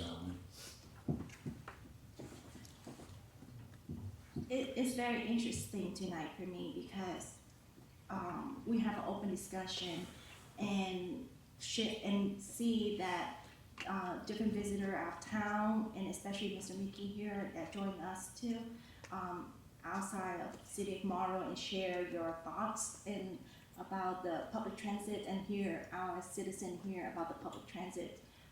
I support public transit, and I use public transit too. I use in the one in Atlanta because it's easier accessible, like especially concerts and stuff like that. So I'm very mindful about it.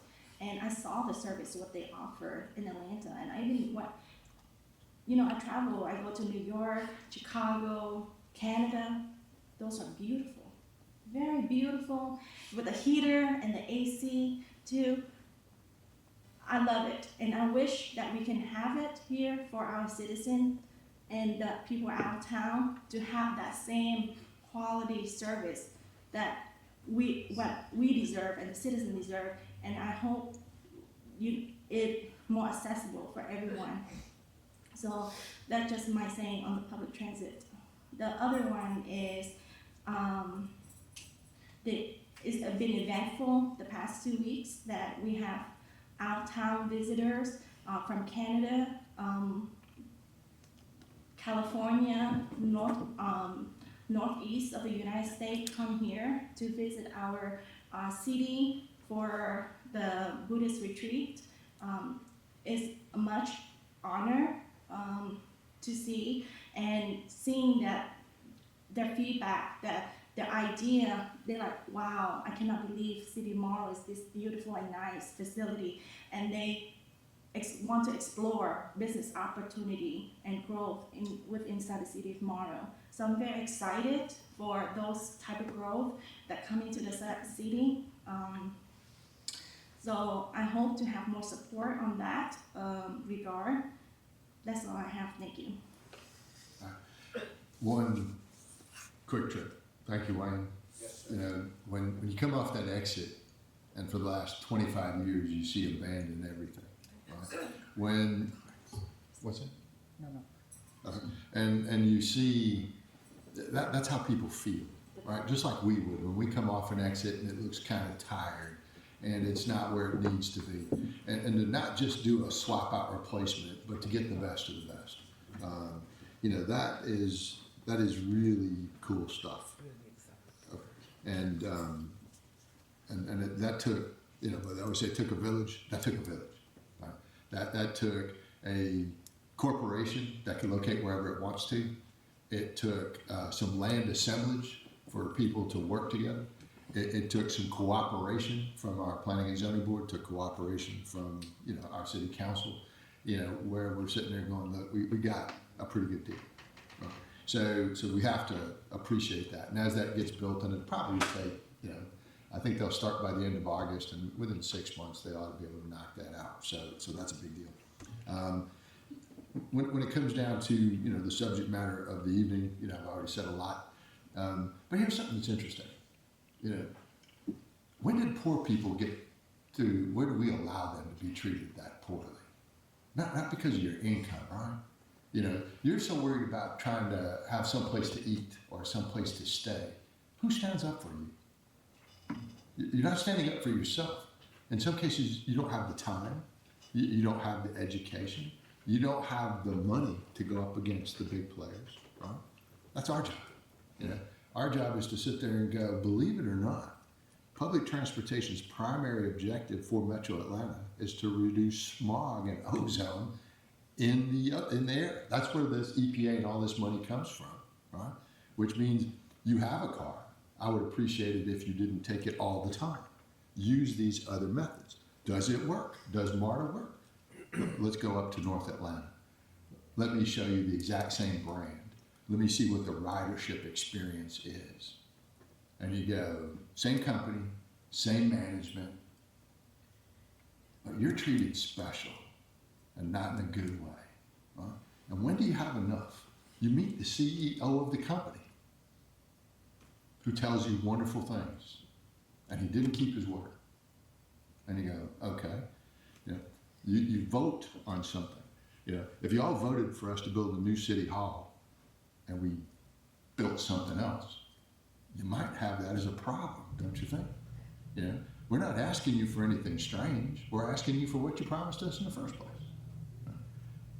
Our own city attorney specifically filed open records requests. Our city attorney is not a lightweight. You know, he represents us. He represents the Clayton County school system. He represents half a dozen cities. He represents, you know, a number of others. You know, so. And as you heard the gentleman here a minute ago, I think he lost my phone number, right? You know, we're supposed to cooperate, we're supposed to work with everybody, but sorry, first time I met you. Worst case scenario, I don't know where his office is, but I think I'm here every Tuesday, 4 years, every Tuesday. Not hard to find.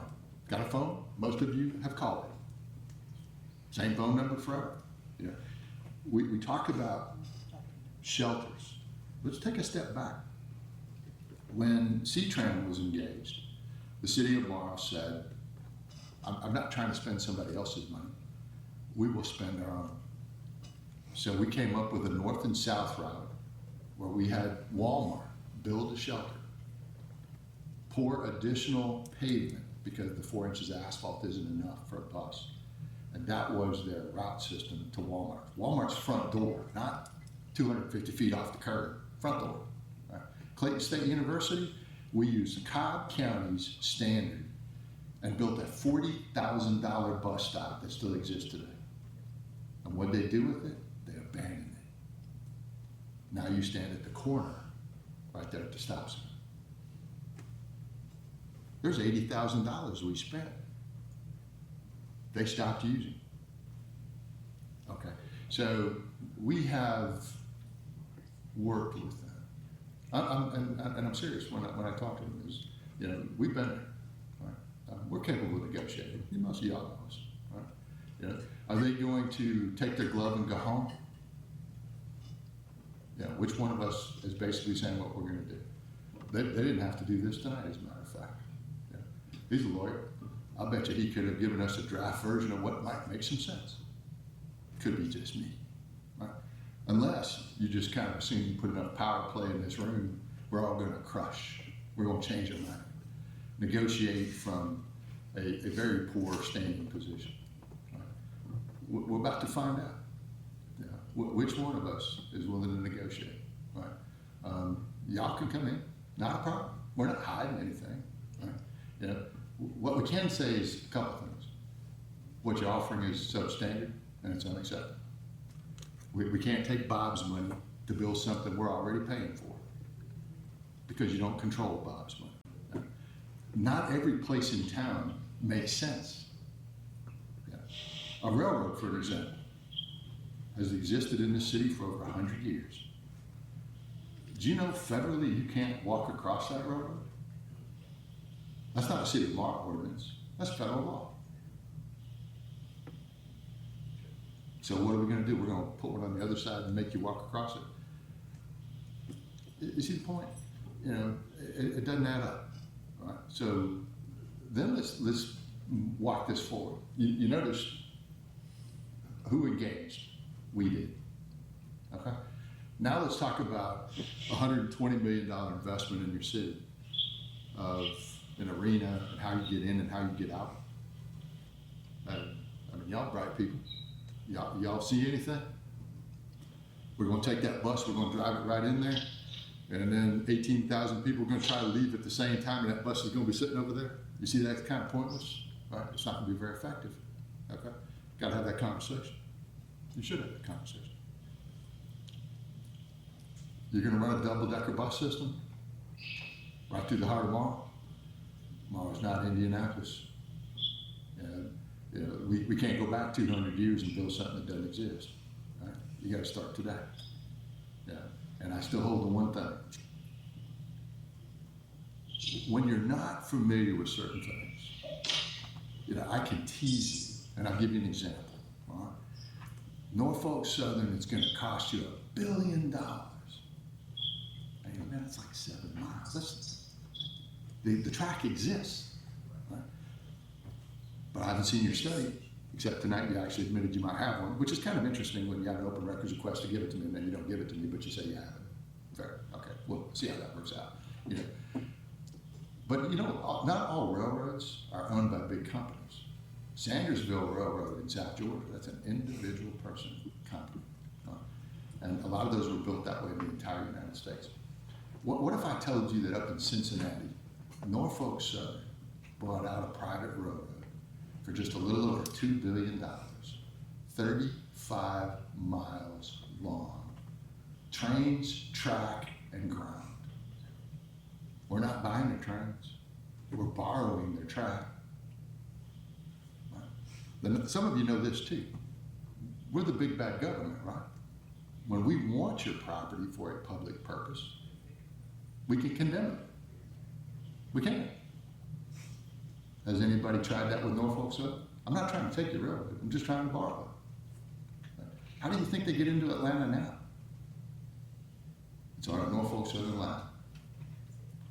So that doesn't add up to what they're saying it does. So what I would do is this.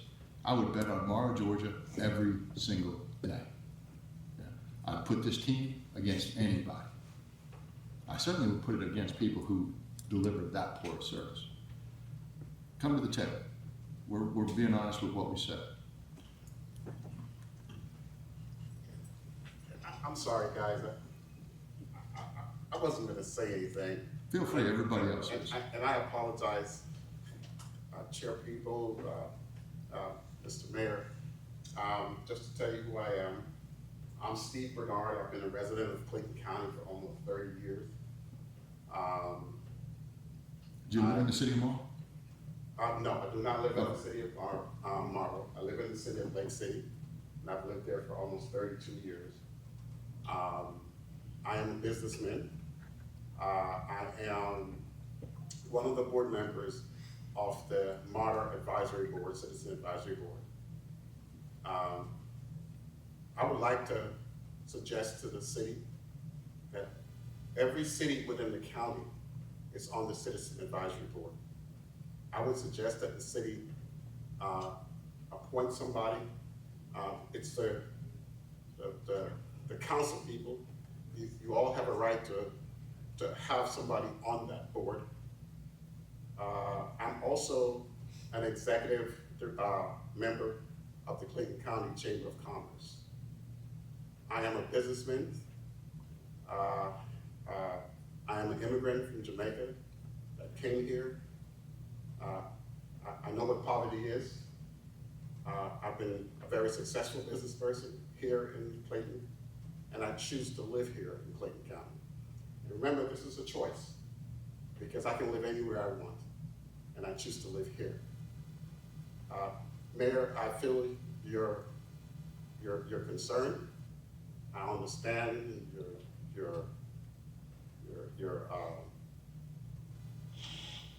I understand where you're coming from.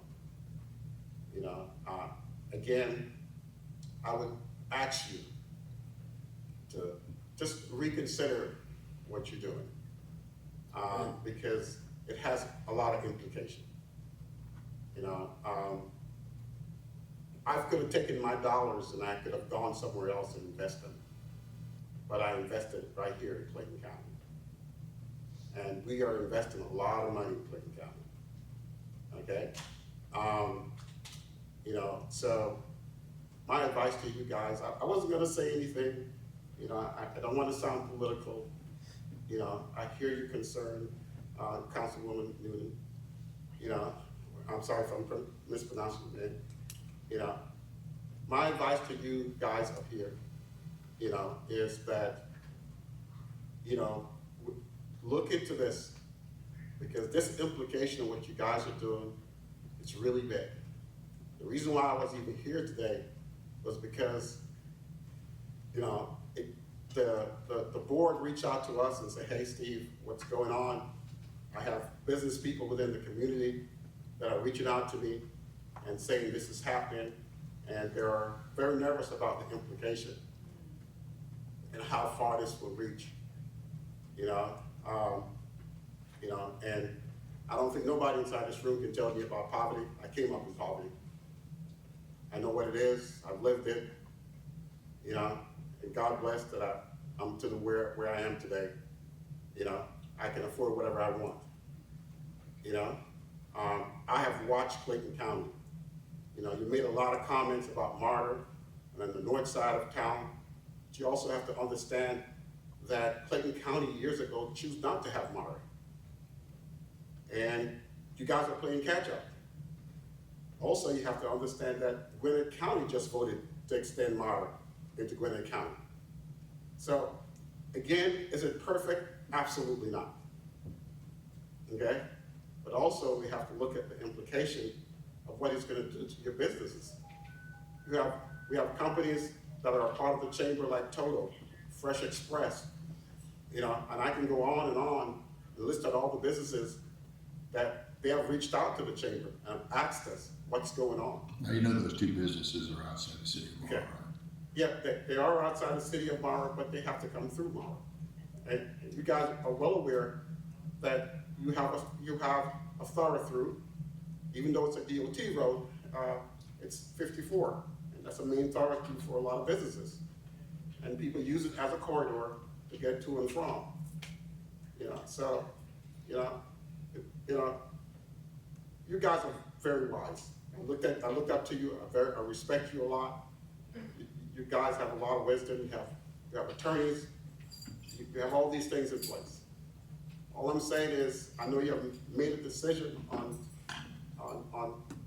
doing this deal, and I understand that Martyr is not perfect. My advice to you, you know, just like I tell everybody else, you know, a lot of times we as citizens, we just complain, but we don't want to be active. You know, before I even got involved in different things in my community, I used to complain to my wife. She said, well, you keep complaining. Why don't you go to the city meeting? Why don't you get involved? I hear you throw out a lot of stuff about Martyr. Some of it is true, some of it is not. But my concern to you is just be careful what your decision is, because your decision is gonna affect a lot of people. You know, one thing I've learned, me getting involved in my community, you know, it's that local politics is the most crucial politics there is, because that's the one that affects my day-to-day life. It's not presidential politics, it's not the Senate, it's the local politics that affects me every day. Understand? And I understand that, and I have people that work for me that it affects. You know, I have people that work for me that catch the bus. Understand? And I'm a businessman, and I've been in Clinton County for 30-something years. You know, when I came to Clinton County wasn't what it is 30 years ago. You know, so you know things have changed, and I think that what you have to understand is that we're in Clinton County. We're playing catch up on a lot of things. You know, I mean, understand that when MARTA came out, these counties didn't choose to have MARTA in their county, and now they're paying for it. You know, the problem has come home to roost. It's but so many roads you can do. It's but so much stuff you can do. You know, I mean, if everybody decides to drive cars, we don't have enough roads to have these things. It's impossible. You know, so all I'm saying is that, you know, I wasn't gonna say anything. I wasn't gonna get up and say anything. You know, but you know, the more I sit here, the more I hear you talk. And I know you're a wise man. Believe me, because I've seen you. I know you don't know me personally, but I've seen you. You know, I'm the type of person. I'm not a public person. I'm a person behind the scene, you know, but all I'm saying is that understand the implications of what you're doing and how that goes far away. Thank you for your time. I'm sorry to disturb your order of business. No, you didn't. This is exactly what it's here for. Okay. All right, all good? Meeting adjourned.